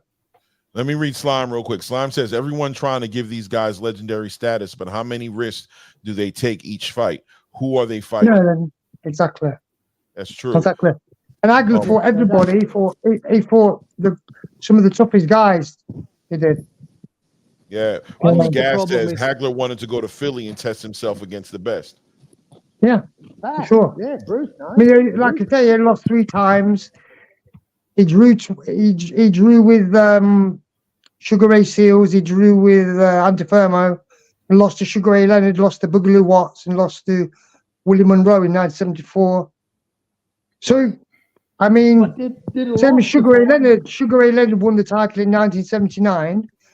That was November 30th, 1979. They don't know. Hold on one second, Echo. Kangaroo, hold on one second. I want to, you know what I'm saying? This is something I want my platform to represent. You know what I'm saying? This is one thing I'm going to push. I love the history and the facts, and that you guys, specifically like the people like Retro, like Blood, and definitely you, Echo, bring to the game to remind the young fans what boxing is all about, the cloth that this was cut from, and how far away from it we're going every year when we don't push these fighters to test themselves. Of course, I mean, you think about you talk about the 4 kings, right? You can't dismiss Wilfredo Benitez because he fought Hearns, he fought Leonard. He didn't beat either of them, but what he did, I mean, he set the standard for boxing, for defensive boxing around that time. I was going to say that, Blood. I was going to say that. And also, if I don't know if anybody knows this, he only used to train about 10 days for each fight. When he fought Sugar Ray Leonard, he only trained 10 days for that fight. When he knocked out Morris Hope for the junior middleweight title, he trained 7 days for the fight. That's all. And you know, let's look back on the golden years on the 4 kings. Sugar Ray Leonard, coming off a 3-year layoff with a detached retina, had a tune-up fight with Marvin Hagler. Yeah. Like, make that make sense today. Exactly. You know what I mean? Like, that's Yeah, the era. 3 years. That's the era. But the thing is, Sugar Ray Leonard only fought 3 undefeated fighters in his career. Did you know that? I thought it was 4. When he fought them. There's only 3 people he fought that were undefeated. That was Benitez, Ibe Kalulian, and Tommy Hearns. They were the only undefeated fighters that he fought when he fought them. Yeah, so back then, undefeated wasn't even a factor, right? It didn't make a difference. It was all about that's talent. what I was just about to say, Clay. And that's what I always say too, Claymore. Thank you, Kangaroo. I was actually saying that. The problem is, no one even said, hey, this guy's fighting the guy that this guy beat back then. No one said that. We don't hear that back then. They were like, hey, you know what? Hearns is fighting Hagler. Wow, he done moved up 2 weight classes to go fight this guy. Great. It's going to be a great fight. Oh, Duran moved up to middleweight. Oh, wow. You know, Hagler and Duran next after Sugar Ray got his no mas win and there's a rematch. Oh, great. That's what it was back then. Wilfredo is really going out there and fighting after he just lost, and Hagler left him standing there in the middle of the ring out on his feet and he fell forward. Like, we don't get this stuff no more. We don't get this no more. There's nothing been like the welterweight Fab 4. There's nothing been like that. Right. I agree. I don't think we'll ever see an era like that again. Like, I mean, that's you sad, think about it. What you just said was so sad because it's so true what you just said, Kangaroo. But it's sad that you know, you guys don't know it. The fans of today don't know what we're missing out on, and the talent is here for us to have that. Yep, the talent is here for us to have that. And the Right. only reason we don't have that is because you guys aren't pushing for these fights. Only one guy I see doing it, and he gets criticized. Yeah, Sorry. I'm sorry. I know I know who that is. Who you reckon, Ray? Yeah, Devin. Yeah. Listen, regardless as 100%. much as you want to call him capper or just I chase agree the with fight, that. he calls out everybody just like they did. And I hate to bring this up. Bill reminds me of Mr. T and Rocky of Clubber Lang, because he goes out there, he's at everyone's press conference, he's at everyone's fight, he's always talking to somebody, the winners, he's always trying to promote, and he's trying to get the fight. Yeah, everybody skips out. And tell me if I'm wrong here. Everybody skips out on Bill calling out Tszyu. Everyone skips out on this. I mentioned this to Claymore. Everyone says, "Oh, Tszyu called him for a fight, and he offered him a fight, and he didn't want to fight him." When he went, no, Bill went to that fight when Tszyu won against Josh Taylor and said right to Tszyu Senior, "Oh man, Gordo's back. Hey man, let's make the fight happen." And what was the answer that Tszyu Senior gave him? $20 million. He said, "What?" He said $20 million. He said, "What? $20 million?" He priced himself right out. You're pricing yourself out. That's exactly what he said. He says, all right, man. So why revisit that when Tszyu wants to have the fight now? I said that's garbage. Come on. This is the things that we live with, but yet nobody sees that with Devin. That's a fact. That's a fact. And I know they people are gonna say what they want to say. Bill, he's always lying or he's saying stuff and he doesn't mean it. Listen, man, he's promoting a fighter and he's promoting fights. You guys got to get out your feelings. He's gonna say stuff. Don King used to say crazy things, you know what I'm saying, to get fights going. At the end of the day, we have to start getting more focus in on the intention and on the narrative. And the intention and the narrative is we want the big fights. We want the big fights. Stop making me talk so much. Stop making me have to go to this extent to get a fight. You guys should be trying to fight us just as much as we're trying to fight you.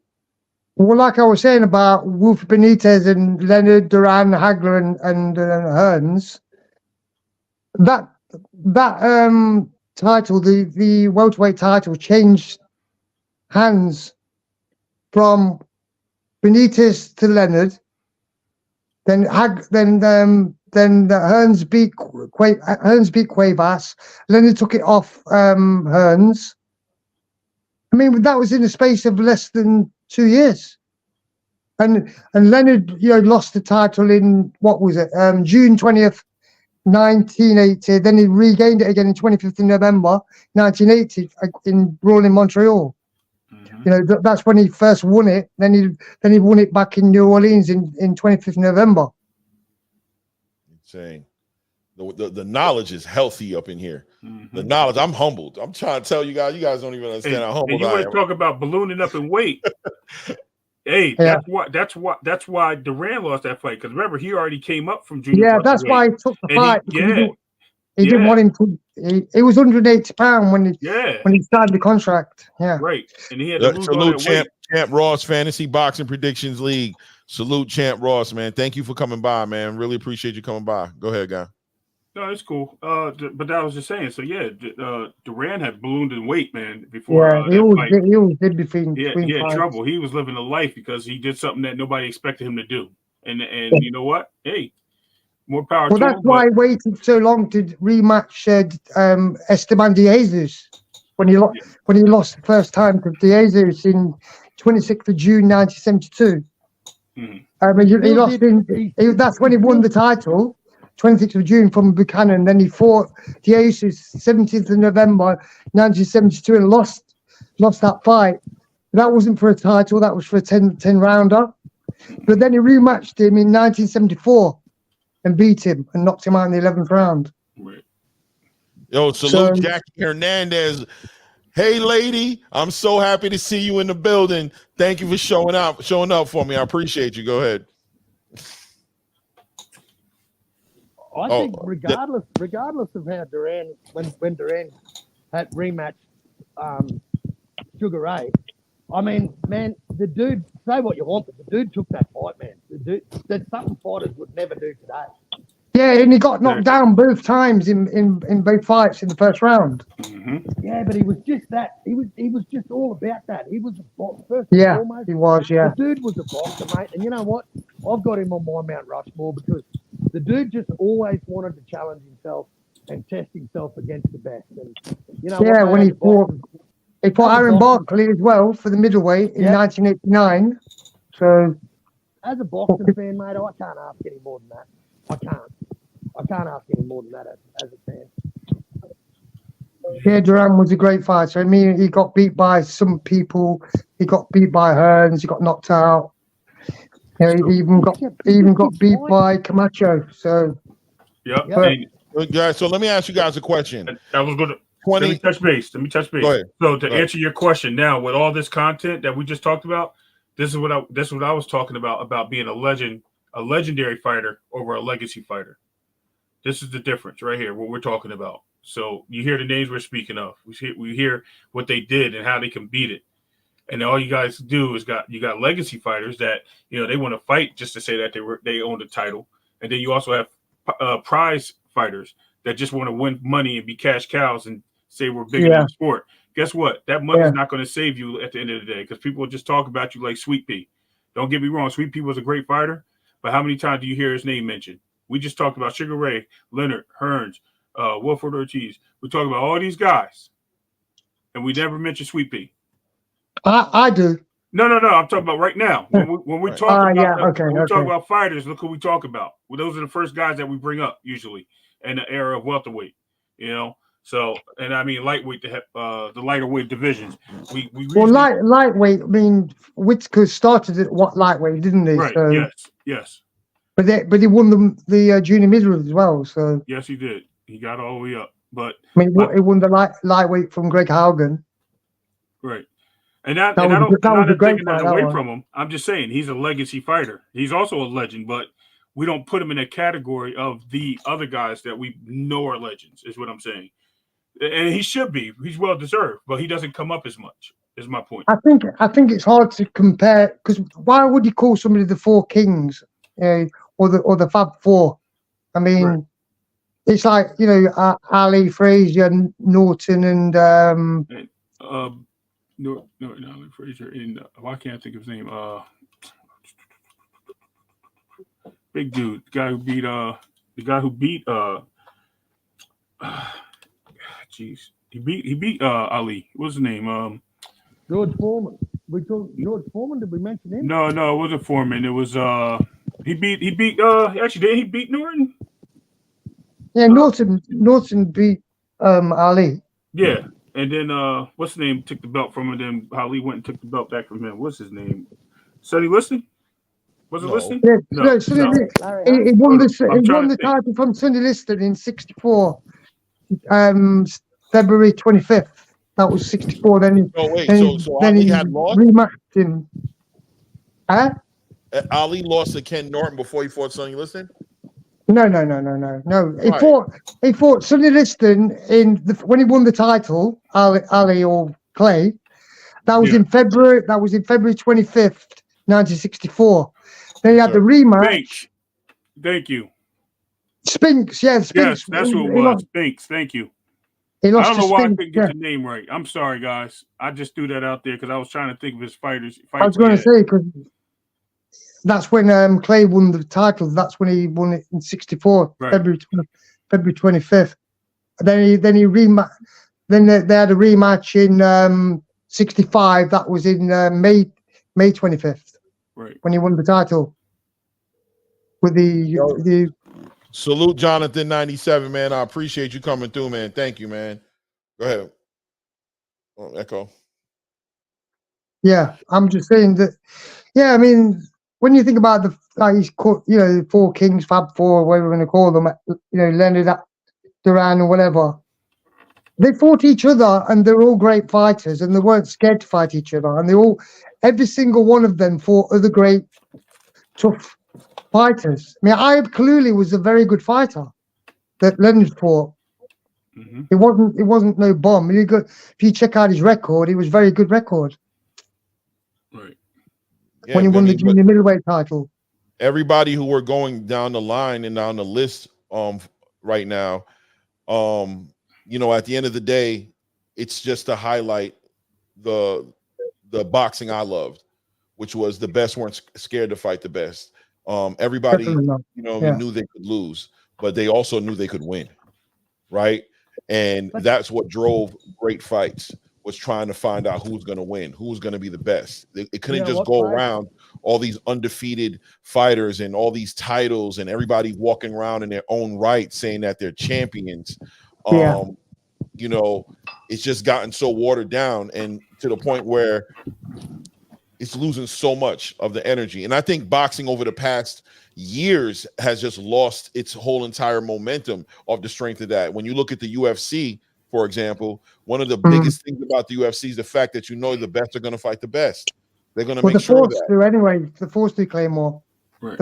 Actually, Dana White just decides who you're going to fight. It's not like you can choose to fight somebody because he's ranked, you know, below you. You just can't do that. Yeah. He chooses to you fight. Can't get stylistically nice fights. Like, I want to fight this guy because I know I'm going to beat him. Dana tells the champions, I don't care what you say, you're fighting this guy next. He's the guy next up. That's when you're getting ready to fight. Right. You know what I mean? Ain't none of that. Oh, I'm not fighting him. He hasn't earned it. You don't say he earned it. I'd say he earned it. The rankings said he earned it. And you're fighting him. That's it. Yeah.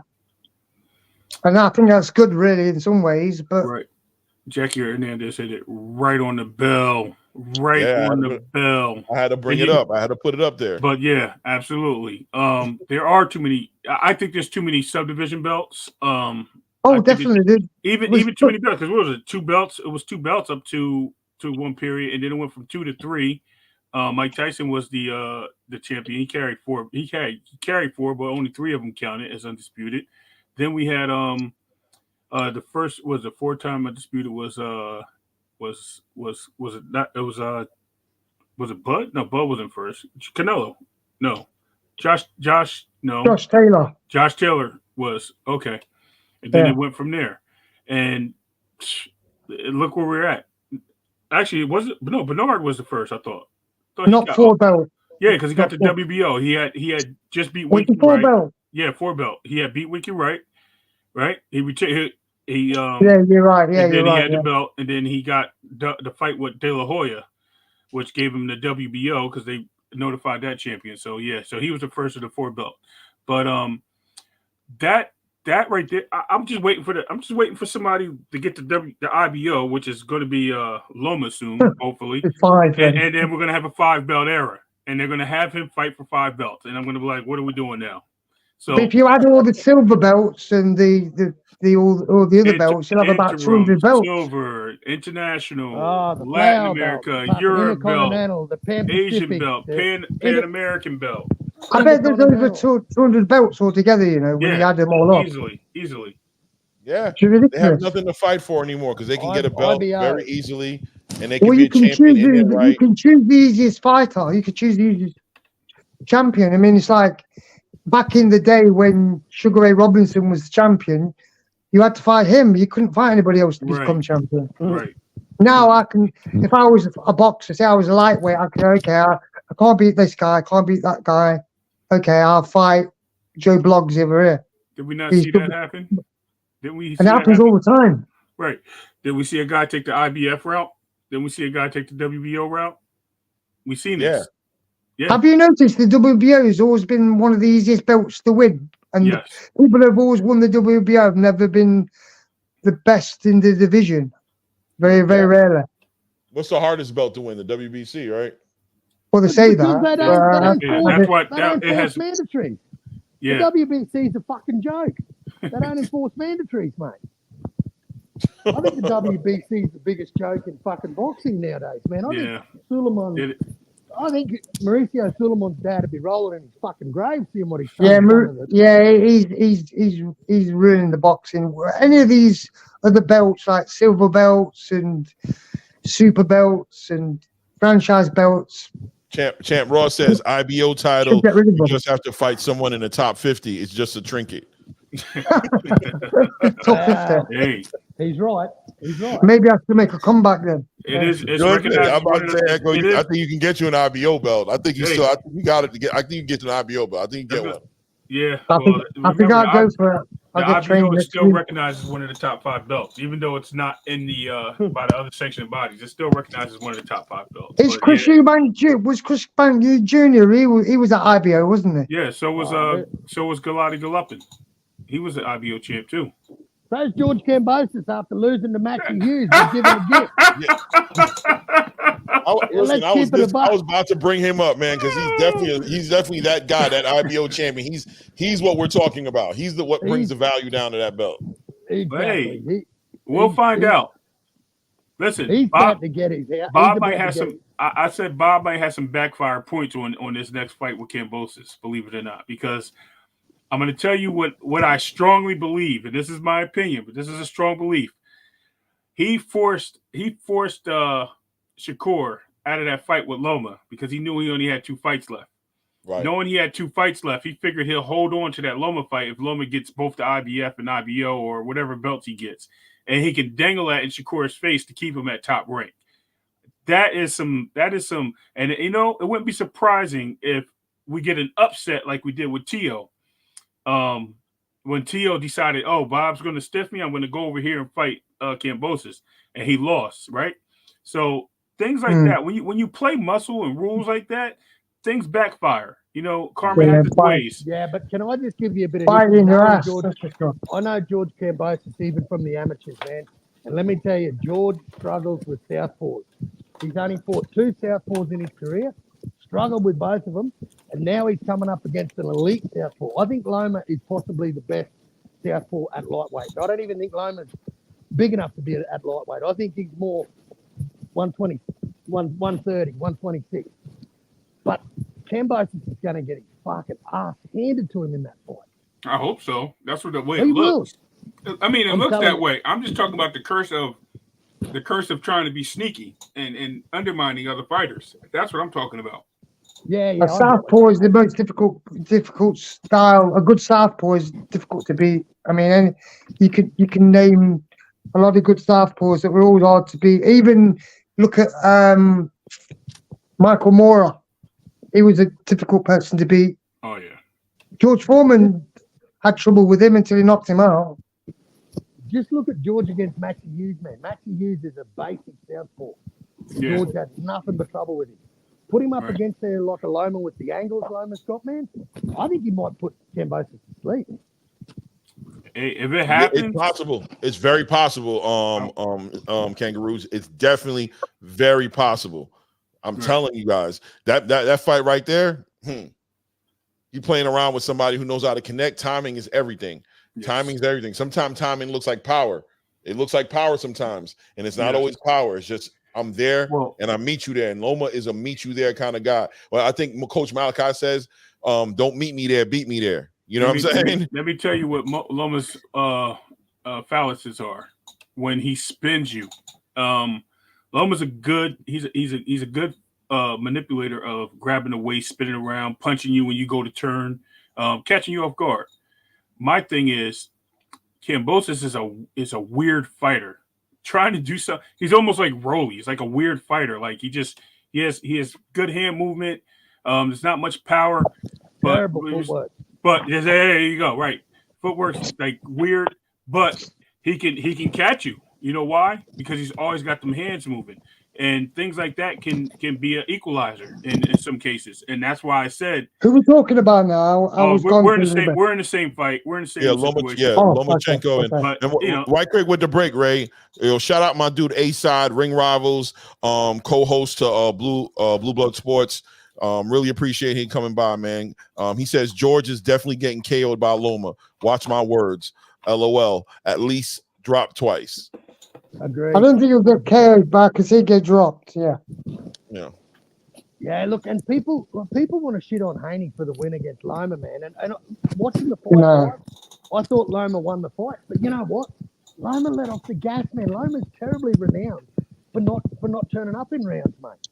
So if you want to beat the champion, mate, you've got to beat the piss out of the champion. You can't take the 4th round off. You can't say, You're I right. thought I did it. You're right about I that. did enough to win the fight. He If you better not want his use the belt, art of war. if you want his belt, mate, beat the belt out of him. Don't think he's won Definitely. and just switch off. Right. I think And look- that's why Loma was crying. And I'm gonna be real with you. I really believe in my heart that's why he was crying in that locker room, because I think he understood. He knows why he lost that fight.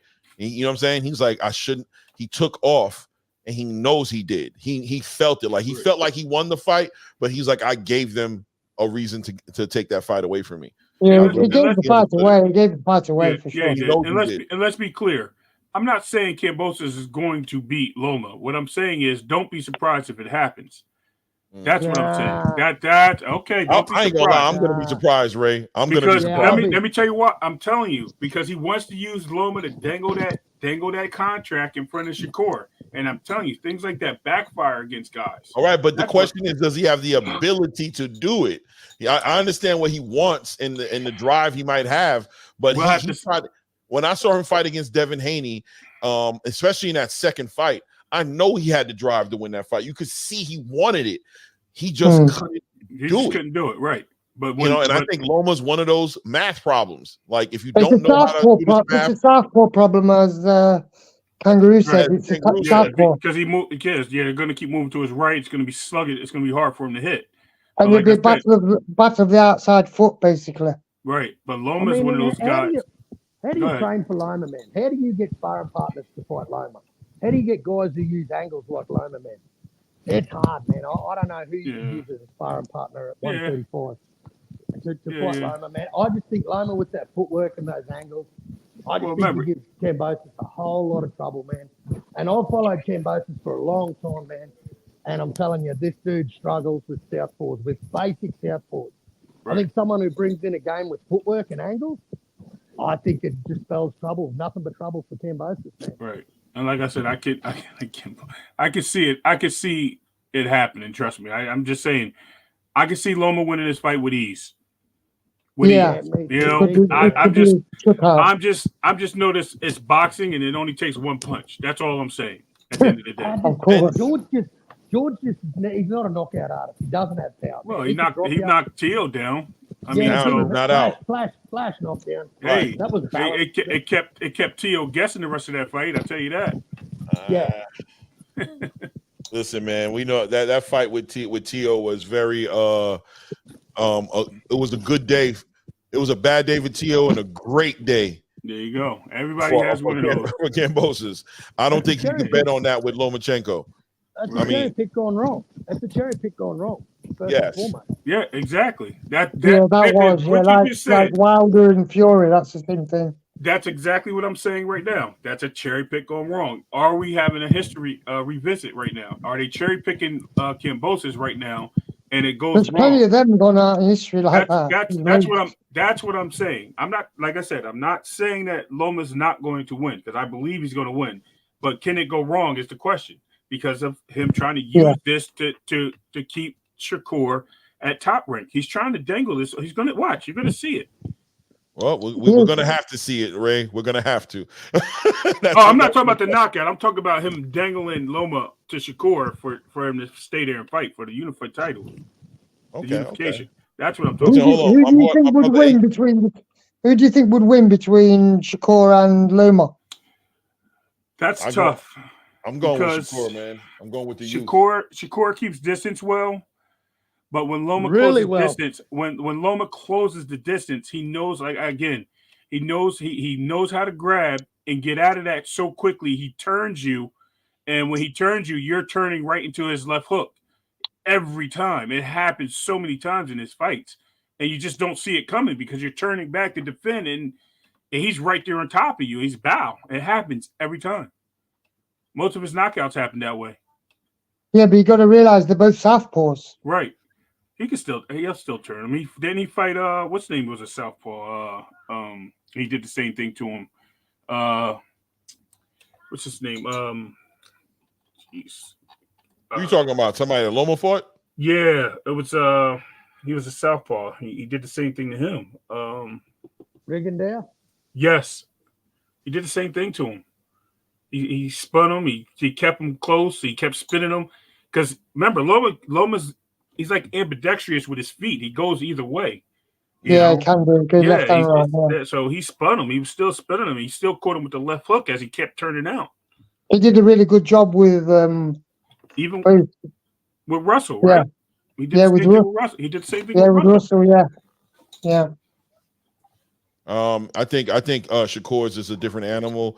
I think he's also physically, genetically blessed to have long. You know, he's not short. He got long arms. He's got great foot movement. I think he sees better sparring, and I always emphasize that. Ray knows that. I think sparring. I know people don't think sparring's important, but I think what you're looking at in that gym. Yeah, I think what you're looking at in that gym makes a big difference on how you fight in that inside that ring. It all depends on the Sparring is important. It It's is. just Right. everybody for says it's not. For example, I think one of the big advantages Terrence Crawford had over Errol Spence was Shakur. I Right. believe Yeah, that but sparring he was getting with Shakur just sharpened him so much for that fight. So there's two types of sparring. There's academic there's sparring and free there's sparring. that doghouse, yeah, that like we're just getting in here to get some rounds, and then there's sparring where you're coming in to help me get ready for a fight. So remember, Shakur went in there to help Loma prepare for a fight. So Loma wasn't expecting Shakur to do certain things. He wanted him in there because he wanted to have somebody that was a fellow southpaw. He wasn't expecting Shakur to come in there and do his best. He's trying to have a fight. He's not trying to go all out on this guy. So you got to remember, there's different types of there's different levels and different types of sparring matches. Of course. There's academic sparring where you would just throw certain techniques at the person and they may not even counter back. You just work on your defense. And that can get you prepared for a fight just as much as the hard sparring. So right. Then there's other drills you can do where somebody will throw like a jab cross hook at you and you slip the shots and you come back with your shots on them and they do the same with you and nobody hits either of each other. Oh, and definitely. You move around getting angles on each other. Right, and that's what it's all about. That's what I mean by the sparring. I don't mean like the fight necessarily in sparring. I mean the ability to sharpen your skills makes you sharp. And sometimes a lot of these guys just don't have people in their camp who can really sharpen them up. But you know what it is, Claymore? It's strategy. It's using the right strategy when you do that, not just getting people to throw punches at you. Right. It's knowing what to do and how to. It's like I was saying to you before about knowing when to throw a jab and when to throw another punch. It's not what you throw; it's why and when you throw it. Yes, sir. So that Most being people said, don't I think throw a Shakur hook. is going to beat Loma. I think he would. I think he would beat him. Yeah. I think Shakur will win overall. I'm just giving the I difficulty. think it'll be a great fight. I think Loma's going to fight real good. I think he's going to fight well. I think it's going to be a competitive fight. Right. But I think I think it's going to be a decision as well, and I think those cards are going to be in favor of Shakur. Yeah, I'm just looking at the difficulty of and the challenges that Shakur faces. That's all. Yes. I have to play. See, I'm a boxing fan, so I'm trying to give you both sides of the analyst. Oh yeah, and look, Ray, Shakur is going to come out better at the end of that fight. Those are one of those fights that level you up. That make that will show who he really is if he wins that. Like no matter what anybody wants to say about when Devin and Loma fought, however you feel about it. If you feel Loma won, kudos to you. You feel Devin won, kudos to you. But let me tell you something that can't be taken away from Devin: that experience.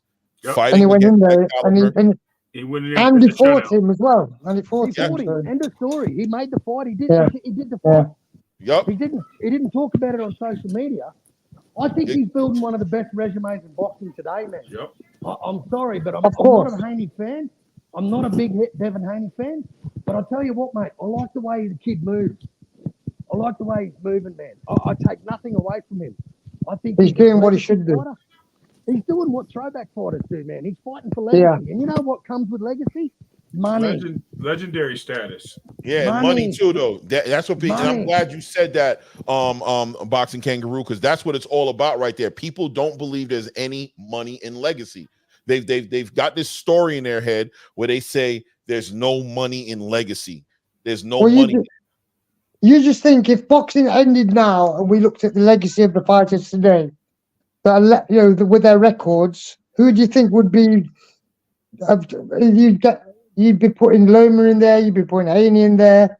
You put probably Tszyu in there. Terrence. You put Canelo in there. I don't think you put a lot of other people in there. No, Crawford. Yeah, Crawford for sure. Yeah. Yeah, you're right. 100%. In a way, you'd have to think hard. At the end of the day, you'd have to think hard. I think that's what it comes down to. You'd have to think hard about it because a lot of these, and we know there's fighters who should be in those conversations, but they're not challenging themselves. So we can't put them in the resume. You know, if you type it on resume, no matter what bracket you put it in, Devin Haney will make that top 5. I mean, it's like Fury. It's or like maybe Fury. top 10. I'll say top 10, but no matter what bracket you put it in, it'll be in your top 10. Hey, It's like Fury. I'm going to jump off, fellas. All right, thanks. This StreamYard's eating the shit out of my battery on my Oh, I was going to say, Claymore, if you look at Fury, people talking about him being the greatest. Wait, boxing kangaroo, you about to go? Yeah, man, I'm going to jump off, bro. Okay, hey, look, man, I man. appreciate you coming up. Please come up more, man. These conversations are the type of conversations I want to see on this platform. I want to talk about boxing. Take it easy, I don't want to talk about people's money. I don't want to talk about their jewelry. I don't want to talk about their girlfriends. I want to talk about fights. Man. Well, that's why I came to your channel, because I knew this is what it was going to be. Yes, sir. Thanks for having me, fellas. I'm out. All right, man. Have a good day, man. Thanks. Take care, fellas. Peace. Bye. Go ahead, Echo. You were saying something. I was always saying about Fury. People talking about him being the greatest heavyweight of all time and all this kind of stuff. That's just a joke to say that, to be honest. Right. Yeah. You can't put him in the same category as Larry Holmes with, and yeah, you can't. George Foreman, Muhammad Ali, Lennox Lewis. No, of course not. No. Yeah, we can't talk Holyfield, Riddick Bowe. Right. You know what I mean? We can't talk about this guy like that. And Fury, listen, man, he's part of the issue. All that talent, but won't fight. Look how long it's taken to get this Usyk fight put together, and it's still not completely put together. It's ridiculous. It was still sitting here like, what date? Does anybody know what date they're fighting? When are they fighting? February something, isn't it? February it was supposed to be this month, but it got pushed back. I know it's signed. They did the face-off, the cute little face-off and the fake press conference, but what was the date again? Because at the end of that press conference, I walked away with no date. I still don't know when they're fighting. I think it's February 28th, if I'm not mistaken. Is it? Let's check it out. Let's find out. I'm not sure. Maybe I'm sure is it February 28th? Trust me, if you said it, Echo, it was more than likely right. So I'm not even tripping about it, but let me just make sure Tyson Fury. It is February, though. Usyk. When? Oh, February 17th. February 17th in Riyadh. Okay, so it's going down. Finally. Let's do it. That's if they turn up. Yeah, that's if they don't find a way to do something else out of it. But yeah, it takes too long to make these fights happen, and we're missing out. As a generation in boxing, I got to tell you guys, man, we're missing out on a lot of history being made and a lot of great fights. And I don't think you guys even know how it feels to see those great fights. That's why you guys aren't asking for them the way you should be. Correct. Yeah. And you don't know, and because you don't know how it feels to have them, you don't know what you're missing, and you don't know how much we're getting played by the boxing girl right now, like a fiddle played. Yeah. They're playing us, and we're sitting here paying for pay-per-views, sitting in front of the television, like knowing who's gonna win. Knowing who's gonna win before they even start fighting. That's why I don't bother about, thinking too much about who's going to fight who. I just wait for the fight to be signed, and that's it. I don't really bother too much about talking about matching people and whatever. Because there's so many people saying, well, I'll fight this guy, I'll fight that guy. But they know fully well the guy that said they would fight, they know that they can't fight him because he's already signed up for a fight. Oh, that happens all the time. And they know that. Or they'll say, well, you can't fight because you're on the wrong side of the street and all that kind of stuff. That's the biggest problem. That's the big. It's so funny. I can't understand how the biggest mouth in boxing history next to Bill Haney, well, before Bill Haney, Don King can get stuff done with Bob Arum. Though he called Bob Arum a crook so many times, how he can get stuff done and no one else can. It's mind-boggling. Yeah. Well, it is some what it is, man. I think it just takes people. They've got to swallow their egos a little bit, the fighters and the management team, because sometimes it's not the fighter that don't want the fight. It's the team behind him, the manager, trainer. They know that fighter can't beat that fighter, so they don't want the fight. Well, I think it's the risk of the fighter losing, such as we were they just want to lose discussing their earlier. own. Like do we like Tank believes he can beat Devin, he believes he can beat Tszyu, he believes he can beat Shakur, he believes he can beat all these guys, but then his team is giving him fights that no one wants to see. I mean, there's a difference between belief and knowing. Knowing is when you've done it. You can believe all you want, but that doesn't mean anything until you've done it. Yeah, I'm a strong believer of that too. But I mean, look guys, at Sugar Ray Leonard and Hearns. That fight took about half hour to sign. I definitely want to address one more thing too before we even think about closing up. And no rush to close it up. I'm having a great time, but I don't want it to slip by. Teofimo, Jermaine Ortiz. Yes, I know Slime been waiting. Teofimo and Jermaine Ortiz, February 8th. That's somebody else, by the way, as crazy and kooky as Teo gets sometimes, because he gets weird on us. He gets weird on us, but he fights good fights. He challenges himself. Yeah, that is not an easy fight for either of them, for sure. Yeah, right. I think Teo's a level fighter. It's almost like he's. I don't know if you guys ever watched Dragon Ball Z. It's a weird analogy. I used to watch it when I was a kid. And Teo always Goku always has to dig deep to fight.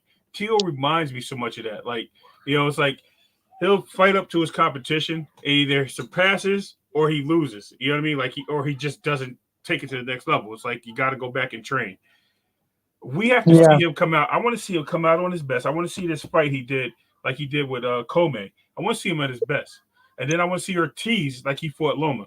And I want to see this fight go on because I believe, Claymore know I'm on record for saying this, that this fight ends in an upset. I believe Ortiz has what it takes to get it done, especially that he's a bigger fighter. I say if it's gonna happen, this is one of the best opportunities for it to happen because Teo has been so distracted and so, in my opinion, not as active as I think he would have been if he wasn't so caught up in his personal life issues and communication issues with his father. And I happen to have not personal information, but yeah, I do personal information. Teo's not, his father's just not that guy, man. He doesn't have the best trainer in the game. You know what I mean? So at some point, when you're fighting against the best and you're not getting that work outside the gym the way you need it, it shows up in the weirdest ways. And I gotta agree with you, Ray Davis. This is a setup for a big upset. It is a good setup for an upset. You know what makes me mad about this whole thing, and I don't mean to bring this up. We'll go right back into Teo and Jermaine. That Jermaine wants this fight with Shakur so bad they never made it happen when he had the options. That's what makes me mad. That I see Shakur also losing that fight. But hey, now we're up to Teo, so we'll see what he got. Yeah, focus is very important. If you can't focus, you can't fight. Right. Simple.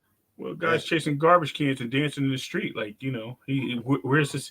And I get it. He likes to have fun. That shows you he's in a good place, though, Claymore. Like when he's doing stuff like that, dancing on the stage. Because remember, every time we seen what they call him, Gordo, dancing and having a good time, the guy performed.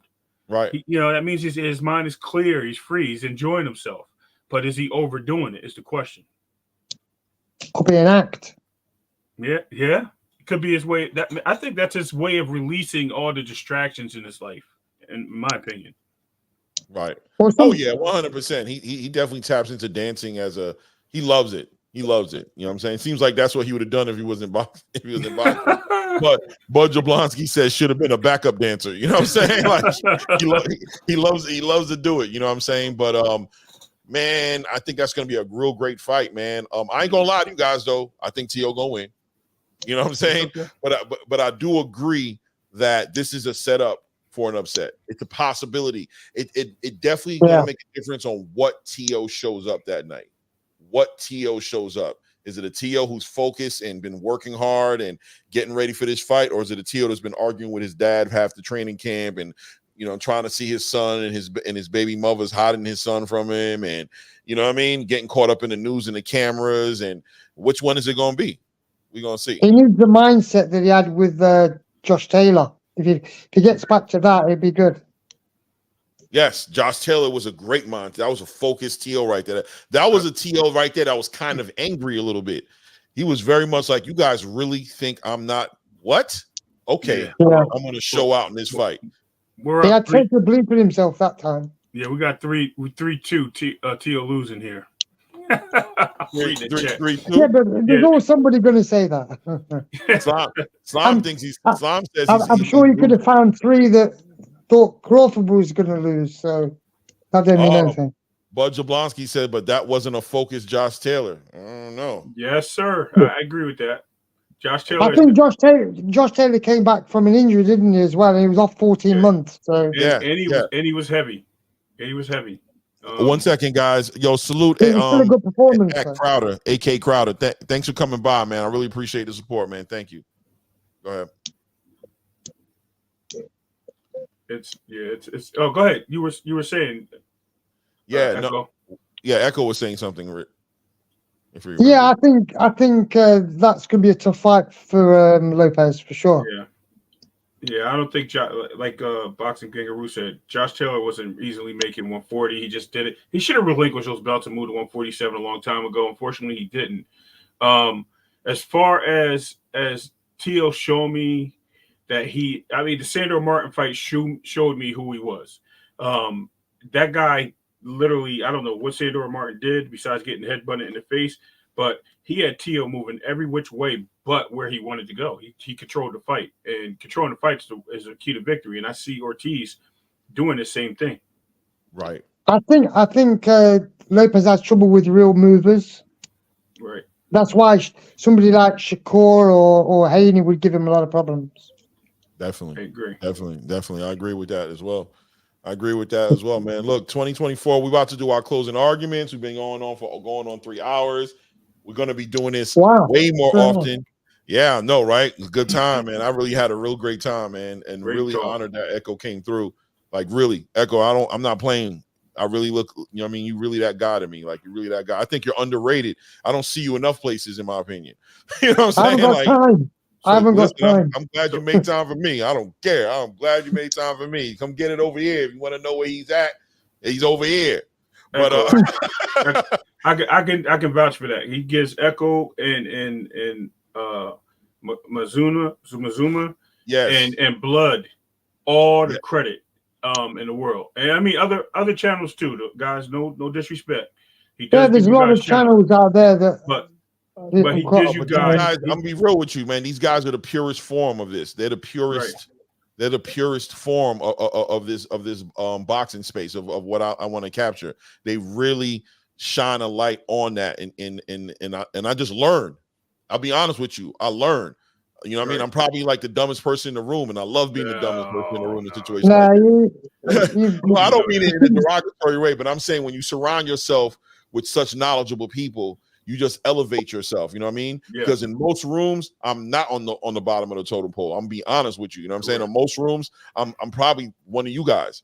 But when I'm amongst you guys, in between you, Blood, when I'm amongst even like Mark, Mazuma, you know what I'm saying? It's a learning situation going on. It's definitely pen and paper, and I'm taking notes, even with Ray, when we're building, you know what I'm saying? So I appreciate you guys showing up on my platform. But I'm gonna give you guys an opportunity to have your closeout, you know what I mean? Tell them what to expect in 2024, and then we're gonna close it up. All right, go ahead, Echo. What do I think is going to happen, or what would I like to happen? Let me set the pace a little bit better. Okay, because that was a bit ambiguous. Right, exactly. For 2024. And we're here. We're in the first. We're in the second. Are we in the second week of New Year? Of the New Year? No, we're in the first week still, right? Third? No, we ain't in the second week. Going into the third. I'm sorry. We're in the second week of 2024. We've had Virgil Ortiz, a card with Virgil Ortiz on it. I believe that was the first card of the year, if I'm correct. What are we looking for in 2024? What do we need to see in 2024? What's the big fights that we need to see? I'd like to see, well, depending on how Callum Smith does against Beterbiev, which is not really, it's not 100% that Beterbiev can win, really, to be honest, because he's at the age now where things could go, downwards for sure at that age, because he can get old overnight for sure. Yes, sir. Callum Smith's a good fighter. People say that he lost to Canelo, blah blah blah, but he's a very good fighter. He is. I'd like to see Beterbiev, if he did come through, fight Bivol. I'd like to see. I'm looking forward to seeing Crawford fight somebody a junior middleweight, possibly Tszyu, maybe, or even I don't think he's going to fight Jamel Charlo, but I would have liked to have seen that fight, to be honest, as well. I think Ramos would be a good test for Crawford at 154. Yeah. But I would like also to see Bam Bam Rodriguez do well as well, because I think he's a very good fighter. Yes, I agree. I like to see Bam Bam. I think Bam was in the conversation for on the pound for pound list this year. I think he just didn't have quite enough, but I think he can take 2024, take that momentum into 2024 and make a huge shake up in the in boxing space this year. Ooh, I like that. And I'm definitely interested in Inoue, see what he can do. Whether he can go up in weight. I think it could possibly it can easily do 130, I'm sure. I think. Okay. But I mean, it depends on who he fights. He's supposed to be fighting Neri next. Is that correct? Yes, Neri. Louis Neri. Okay. I would like to see him move up and fight for Ndora, but hey, he wants to stay there and defend his titles. Let him do it. Well, I mean, at least we've had some great fights in the last year or so. Yeah, I see 2024 as being a bigger and better year. Some of the fights I would like to see. I would like to see this weird square circle of Frank Martin versus Loma. Yeah. Tank versus Shakur. Winners take all. That would be a nice 2024 matchup in the lightweight division. As far as the junior middleweights go, I would like to see Hitchens in a fight with Teofimo, which a lot of people aren't calling for. They just don't see it happening, but I would like to see that. I would like to see Matias and Haney. I think Rolly and Rolly, hopefully whoever wins out of Rolly and Ryan, I would like to see them take on somebody like that's a little tougher, like Antoine Russell. That'd be good. Even if Catterall wins, I say Catterall beats Hitchens. I would like to see that. We'll have to see how the fights lead out. Also, I would like to see Keyshawn Davis. Yeah, and Andy Ruiz get it on, and let's see where it goes. I would love to see that fight. Not Andy Ruiz. I'm sorry. Andy Cruz. No, Andy Cruz. Excuse me, Andy Cruz. Even I went with it. I was like, Andy Ruiz. Yeah. I'm sorry. Yeah, what he said. Yeah, Andy Cruz. That's they're having for dinner. Yeah. They'd eat him. Right. Yeah. Andy Ruiz would have eaten him. Yeah, he would have. Andy Cruz. Andy Cruz is very good. I saw him. I thought he did very well in Saudi. He looked really good. Yeah. But it all depends. It all depends on who you fight. I mean, anybody can look good against. I mean, I could go walk down my street and knock everybody out. It'd be no problem. But obviously, if I step into a ring, it could be a different. It could be a different situation, to say the least, right? Of course it is. Of course, it's not just who you beat people. It's who you beat. Yeah, right. Exactly. Who else? Who else would I like to see? I like to see. Let's move. I like to see that Bivol fight. The Bivol in Beterbiev. Oh, I would love to see that. And I'm going to take Canelo out the mix and like to say I like to see the battle of the Davids that are Goliaths. Okay. That's really what I would like to see. David Morrell versus David Benavidez. Oh, That probably might happen, you know, yeah, I would love to see that soon. because they Sooner both than want later. it, don't they? They both Yeah. really want it, Yeah, I would like to see and that they're sooner both than later. equal. They're both kind of got the same. They're on the same trajectory Yeah, as well. right. And then one's a fast swinger and as I call a volume puncher, and one is just like I'm going to take your head off once you stop moving your hands. So that's a great fight. I would like to see Crawford fight Ennis. To be honest, I'd really like to see how that would go. But I would want to see that at 154. I would say I honestly want to see Keith Thurman move up and fight Crawford. Honestly, and we get that out the way. I don't care if it's an old fight, whatever. I would like to see that fight happen. I've always thought Thurman was good. I've always thought he's just not done what he can do. Yeah, another one of those fighters that bit into the apple, that drank the Kool-Aid of the boxing business. That's a perfect example. On fact, Keith Thurman is a perfect example of the business of boxing versus the essence of boxing. He used to be essence, then he came back from his injury and he got all business on us. He went all business on us. Every time you wanted to see him fight, money. And look, I'm not hating on their money, because when we talk like this, it's like, what are they supposed to do? What are they fighting for? I get it. Surprisingly,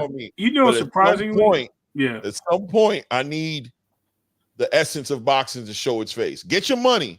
But when you sit there, how long has it been since Keith Thurman fought? What was the last fight, Mario? 2 years, 3 years. Come on, man. What are we talking about? He's how much money has he been making for the past 2 years? If you guys want to talk about money, how much money has he made? I got a fight for you that actually I would like to see, because no one's ever tested this guy really. Brendan Lee get a shot at a title somewhere. I think he does it at 140 to 147, wherever it is. Hey, he's been winning. He's undefeated. I think he's got a couple of knockouts here and there. Why not? Let's put him in there with some real dogs. Let's see what he can really do with some challengers. That would be a good fight. And a kicker. This is just a funny fight for me. It'd be a great undercard fight that I would love to see. The return of the Oscar rejects, I call it. Rashidi Ellis versus Blair to Flair. Oh, I like that one. Rashidi versus Blair to Flair. Why not? That would be a great entertaining fight. I like that. What about Keyshawn Davis fighting somebody? Keyshawn fighting Andy. I think we said Andy Cruz. Yeah, but who else? Who else do you think? Frank Martin. Yeah, that would be a good match. Yes, Frank. I think that's going to marinate a little bit, because they don't want to move Keyshawn that fast. They're not moving him. He's not even in the top 10 yet. And but I don't think sometimes they don't want to. If you've got two people in the same company, they don't want to knock would be a good fight for Keyshawn. That would be a good test for Keyshawn. Who? Martella. Yes. That would be a great test for Keyshawn. I would like to see that. Yeah, man. Look, going into 2024, I'll be honest with you, man. I'm looking forward to seeing a lot of these young bloods in 135. The Emiliano Vargases, the Abdul Masons, the Keyshawn Davises, the Floyd Schofields. I'm looking for them to shake it up this year. I want to see some great fights, and I'd love to see at least one fight between them, like Abdullah Emiliano versus Abdullah versus Emiliano Vargas, or a Floyd Schofield versus Keyshawn Davis. You know what I mean? Or something in there. I would love to see one of the new guys fight each other. As far as the heavyweights are concerned, I think I'm just going to be happy seeing. I want to see Usyk fight Tyson first, and then at that point, I'll make up my mind. I want to see Daniel Dubois. You know what I mean? I want to get him to fight Ruiz. I would like to Ruiz. Like an Andy Ruiz. I could definitely see an Andy Ruiz fight for him. Or look, Deontay, man, if you're feeling it, I don't think Zhang is the way to go. But let's see who you go with, Danny or Andy Ruiz. You know what I'm saying? Let me see you fight some real boxers, and let's see you get back in your bag, because I like watching you knock people out, man. I just don't want to see you out here trying to box people and getting beat up because you're not in the reality, because you're on mushrooms or whatever it is that you're taking. Right. I want to see David Benavidez, Canelo Alvarez. I want to see that fight. I want to see those guys fight, man. I don't know how realistic it is to see them fight at this point, the way Canelo's acting. But on that note, I would like to see Canelo gracefully, just asking humbly, can you please let go of those damn belts? Just let go of them. If you're not going to fight David, please vacate them. That's all. I'd like to see David Benavidez become a real champion in 2024. I'd like to see him. He won't vacate them. He won't. I know. That's why I said through the grace. I know I'm praying on a prayer. I said if his highness would grace us to let them go, if he sees fit, we'd be so happy to see him do that. But I'd like to see David Benavidez become a champion. And that being said, if he doesn't get that fight with Canelo Alvarez, I'd love to see David Benavidez go into the light heavyweight division and chase down some belts. I think they're all together. They're there for him to challenge for. So there will be a unified light heavyweight champion in 2024. And I don't think it'd be crazy to see David Benavidez challenge for that belt. If that happens, if he can't get it at I want to see him fight David Morrell, Ray, but I don't want to see him fight for an interim WBA championship belt. I don't want to see that. I hear you. Do you think he can beat Canelo? Let me ask you a question. Yes, I think he can beat. Let me ask you a honest question. with you, I think he does beat Canelo. And do you think he will? Yes, I think youth is just. I think Canelo's waited too long. I think he's waited too long, and I think David Benavidez is set to whoop his ass. You just said something that I want to touch base on, and it's funny because I actually was asking A-Side this the other day, but he said he didn't say it. Blood, you can touch base on this. Is he the interim WBA champion, or is he the world WBA champion? That's you talking about Morrell? Yes. No. Exactly, because I've been hearing a lot of different things with this belt at different divisions, but yet. In the lightweight division, it was not considered interim, but I've heard in other divisions called interim. He's the world champion. I just want to I think he's interim. Yeah, I think he's interim. I'm gonna be real with you, but yeah, I know what you mean by that though. I don't know. That didn't mean anything. Isn't that interesting? That's an interesting point, huh? Yeah, it is. It is, and with that situation, it is what they call it. But also, just finishing my thought, I want to see Jerome Boots Ennis this year unify somewhere. I want to see Terrence, let them, I'm right under Canelo. Got love for you, Terrence. You know I'm a big fan. Vacate them belts, man. Let them belts go to the welterweight division. I want to see that. I definitely want to see that in 2024. He's keeping his options open. That's what he's doing. I know. There's no option. Terrence, I think Terrence knows already. I think right now Terrence knows what he's going to do with his life. He knows what we don't know. He knows. He knows after Errol, if he doesn't fight Canelo, he's out of here. He's out of here. Yeah. There's no options at 147 for him anymore. Right. Who do you think he'll fight then? Huh? Who do you think he'll fight next? Terrence? He wants Canelo or Earl. Yeah, it's going to be Errol, definitely, I guess, right now. We're waiting on that, which is another torture, just wait until like May or June, from what I understand, for that to happen.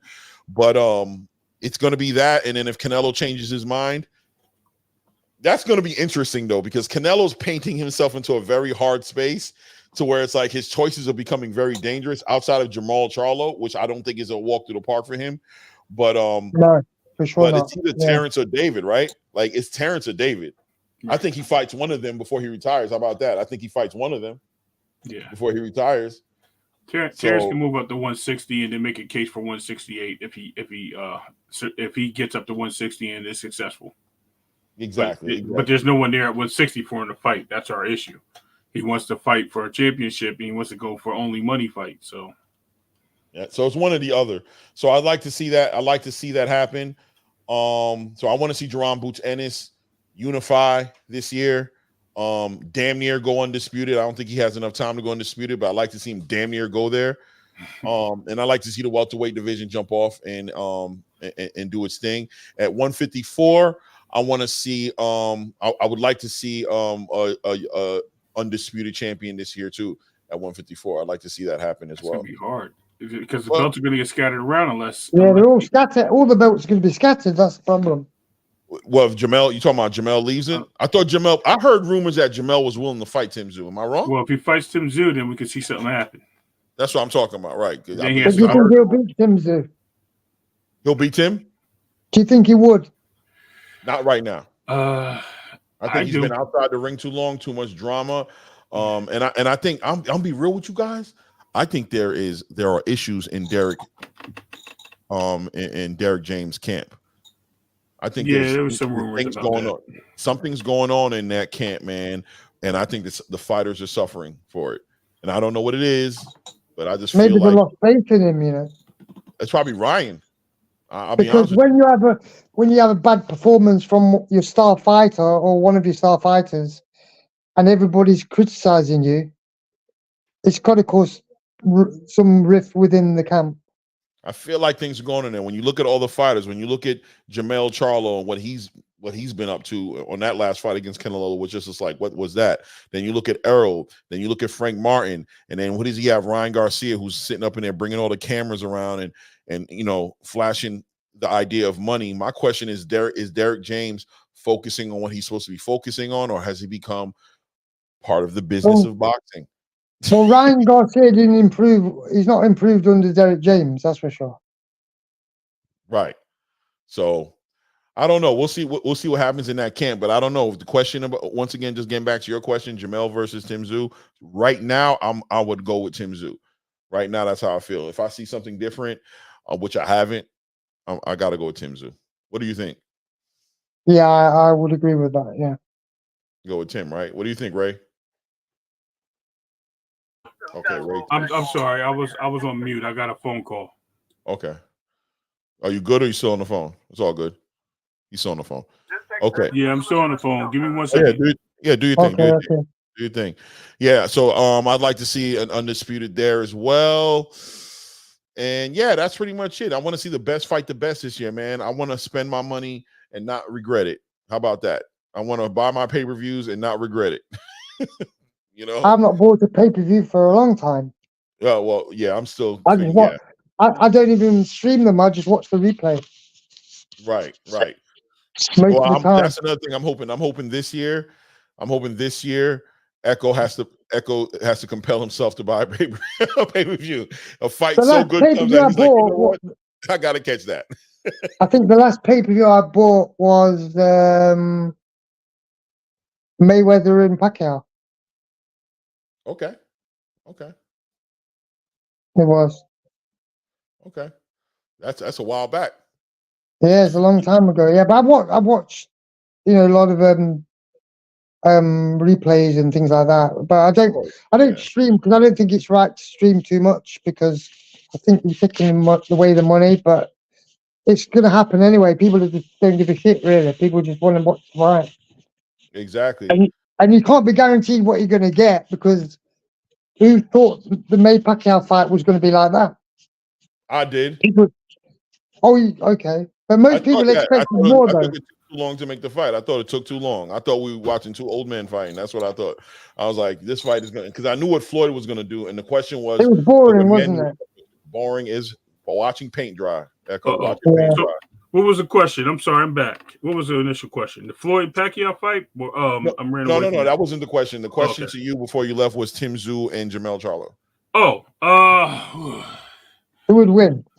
Well, that's the reason why it's tough is because Tszyu is not a volume puncher. He's an opportunist, and I could see him walking into shots.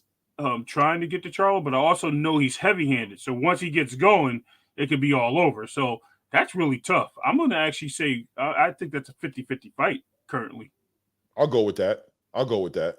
But I still think Tszyu going to win, though. But I see why you're saying that, though. We can't throw away everything Jamel Charlo has been. We have to keep that in the fact as a fact to know that he is a good fighter. What I think is going to hurt him in a fight against Tszyu is his lack of activity, and his it seems like his work ethic, and I'll be honest with you, quite frankly, his honor has gone down. He has low integrity. Yeah. So and also he lost his last fight. That didn't help either. Right, and the way he lost it, right? Like not only did he lose it, because we just finished saying that losing is not a big deal. We like fighters. Fighters can lose. It's how you lose, running around the ring like that and not participating and not engaging and not even trying. Let me give my brother boxing kangaroo this. If it's Okay. in Australia or neutral site, neutral country, I can give it to Tszyu. U.S., I'm probably going to lean a little bit towards the I ain't no hate. I'll probably lean towards Mel. Especially if it's in like Dallas or something like that, or Texas, Houston. I'll lean towards Mel because I think that's going to be the deciphering difference right there. Like that'll decide the fight. I don't know if that makes sense. It is a 50-50 fight for sure. Yeah, it would be. I think if Jamel can come back at his best, it would be a 50-50. Right. Right. Yeah, I'll go with 50-50, but I'm still leaning towards. I'm going to say 55-45. I'm leaning towards Tszyu. I'm leaning towards Tszyu. I'm going to say 55-45. 55-45. That's what I'm going to have to say. I'm sorry, man. And also Jamel just disappointed me a lot. He disappointed me so much in that Canelo fight. And then you compound that with him punching some transgender in the face, I guess it was. We hope. Yeah, I don't know what it is that he got in trouble for, but this man. Did you think he would win it? Huh? Did you think he had a chance to win? With Canelo? Man, I think he made me believe he had a shot. He made us believe he had a shot. Most of me felt like he's not going to be able to win this fight. But the styles were wrong. The styles were wrong, and the weight was wrong. Everything was wrong. Yeah. That was points. So I'm like, man, he might have a chance. But what I never thought he would do is what he did that night. He really shocked me. I never, as angry, and let me tell you guys straight up, I've never been a fan of the Charlo brothers' attitudes and energy. I always felt like they just had a very toxic approach to just any type of criticism or any type of. They just weren't happy people. Yeah. But I never. They had diva attitude.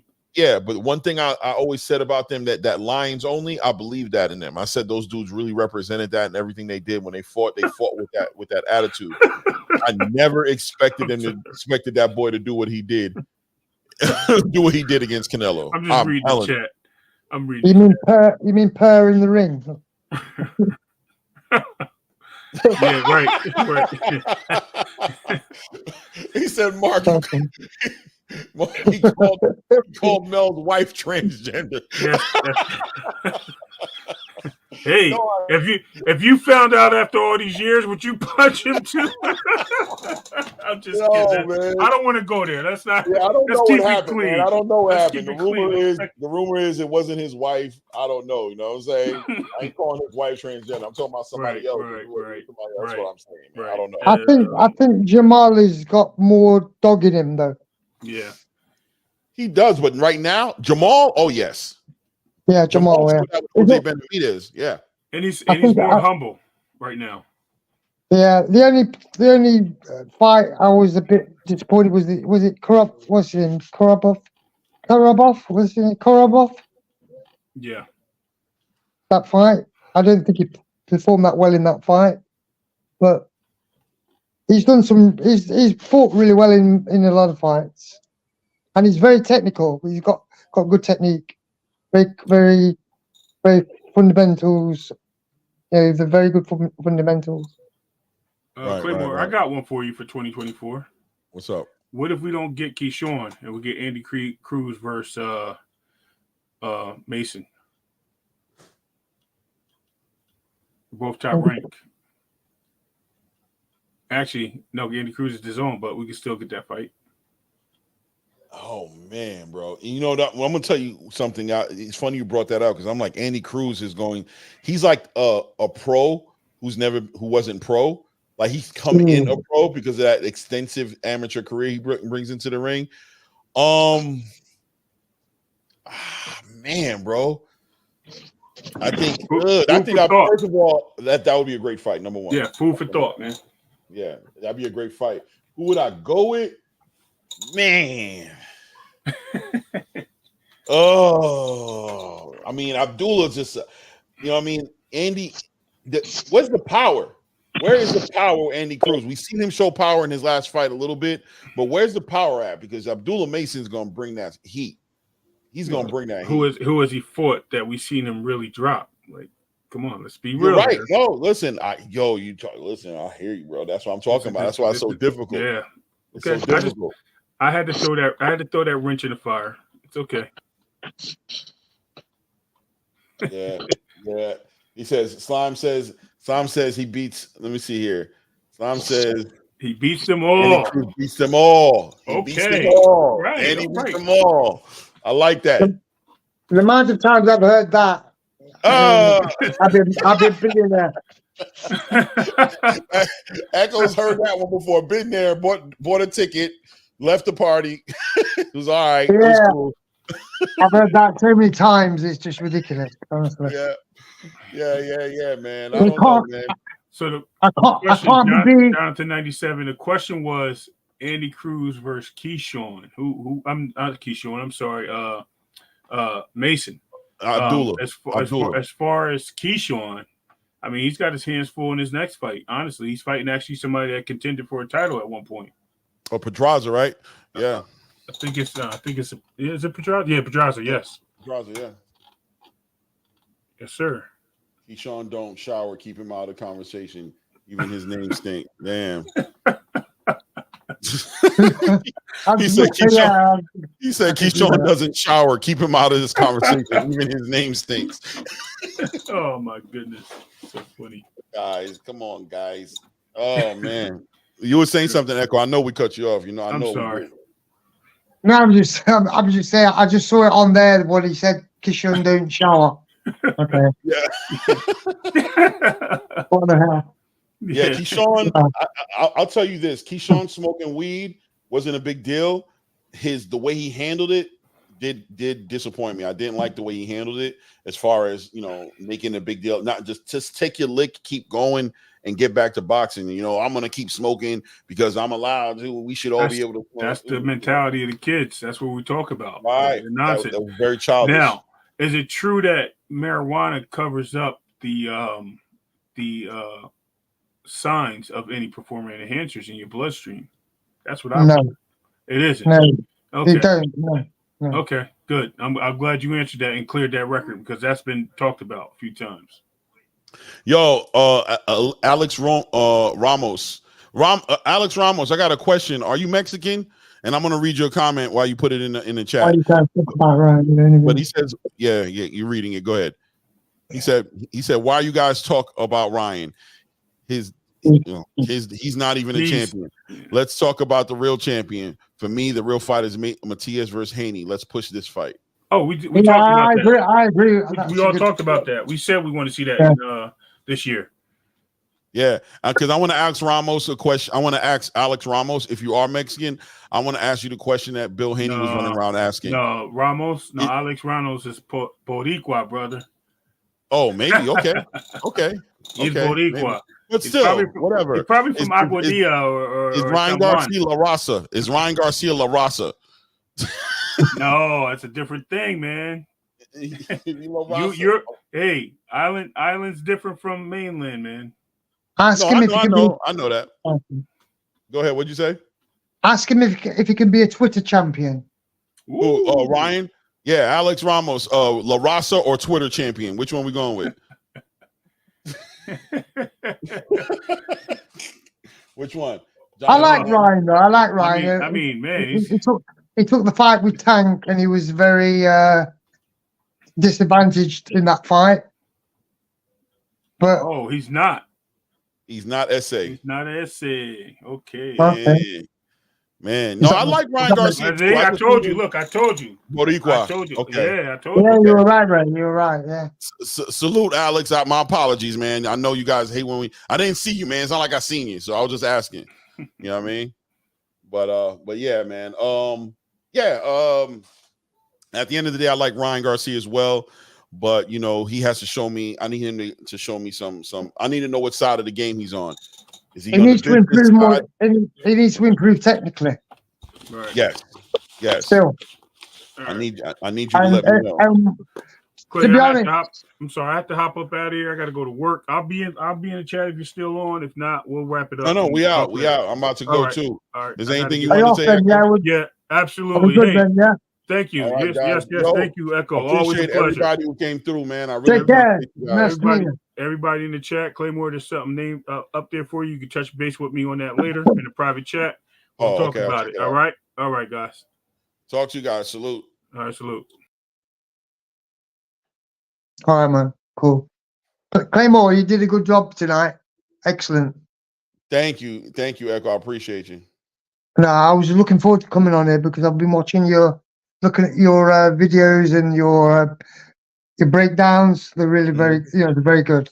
They're very good. Thank you. I hope to get better, man. I hope to get better. I'm working on it. So, this Okay, is just the man. beginning, guys. Salute. Yeah, I mean, all you can do is you know, present the stuff that you do in a honorable way and try to be as objective as you can, not be a fanboy. I mean, you're not. Yes, sir. You're definitely not that. That's why I'm here. Yes, sir. But look, we all can fall. I have to, control myself sometimes too, because we like who we like. But no, I definitely focus on being very objective, and the way I think I'm able to do it is because I just want to see the best fight the best, and my guy doesn't have to win, but my guy needs to fight the best. Period. Yeah, I agree with that. I mean, I've got I won't say favorites, but people that I'm fond of when I see them fight, and I can admire the skills. But when people say this is the pound for pound guy, this guy must be a pound for pound, I don't really believe in the pound for pound stuff anyway, to be honest. Right. And I think that's a personal list. That's more of a personal, like, what you think list. I don't respect the list so much. There's no pound for pound list out there I respect like that. There really isn't one. And it could be juggled around. 1-5 could be different. It's like your top 5 heavyweights of all time, or your top 10. Right. You could give that to your list to somebody, and they'll juggle it around, or maybe they won't even have your list. Anybody that's on your list in that, because when you think boxing, it's got a rich history. The heavyweight championship goes right back. You know what I mean? We're talking a long time. You know what I mean? Sir. Yes, sir. It depends on what you like. You like punchers? You like boxers? Do you like guys who move around? Do you like what do you value? What counts more to you? Do the knockouts count more than the kind of fighters they fought? Is it about who they fought that makes them great? Is it about how they fought? Is it about how they fight? Is it about who didn't fight them?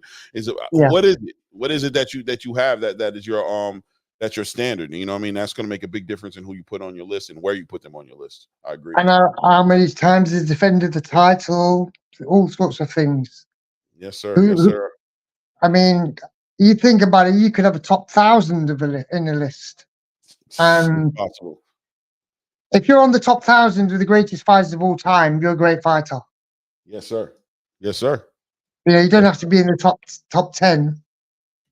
The top 10 in the world. I mean, would you put Larry Holmes in the top 10 greatest fighters of all time? Larry Holmes? Yes, I would.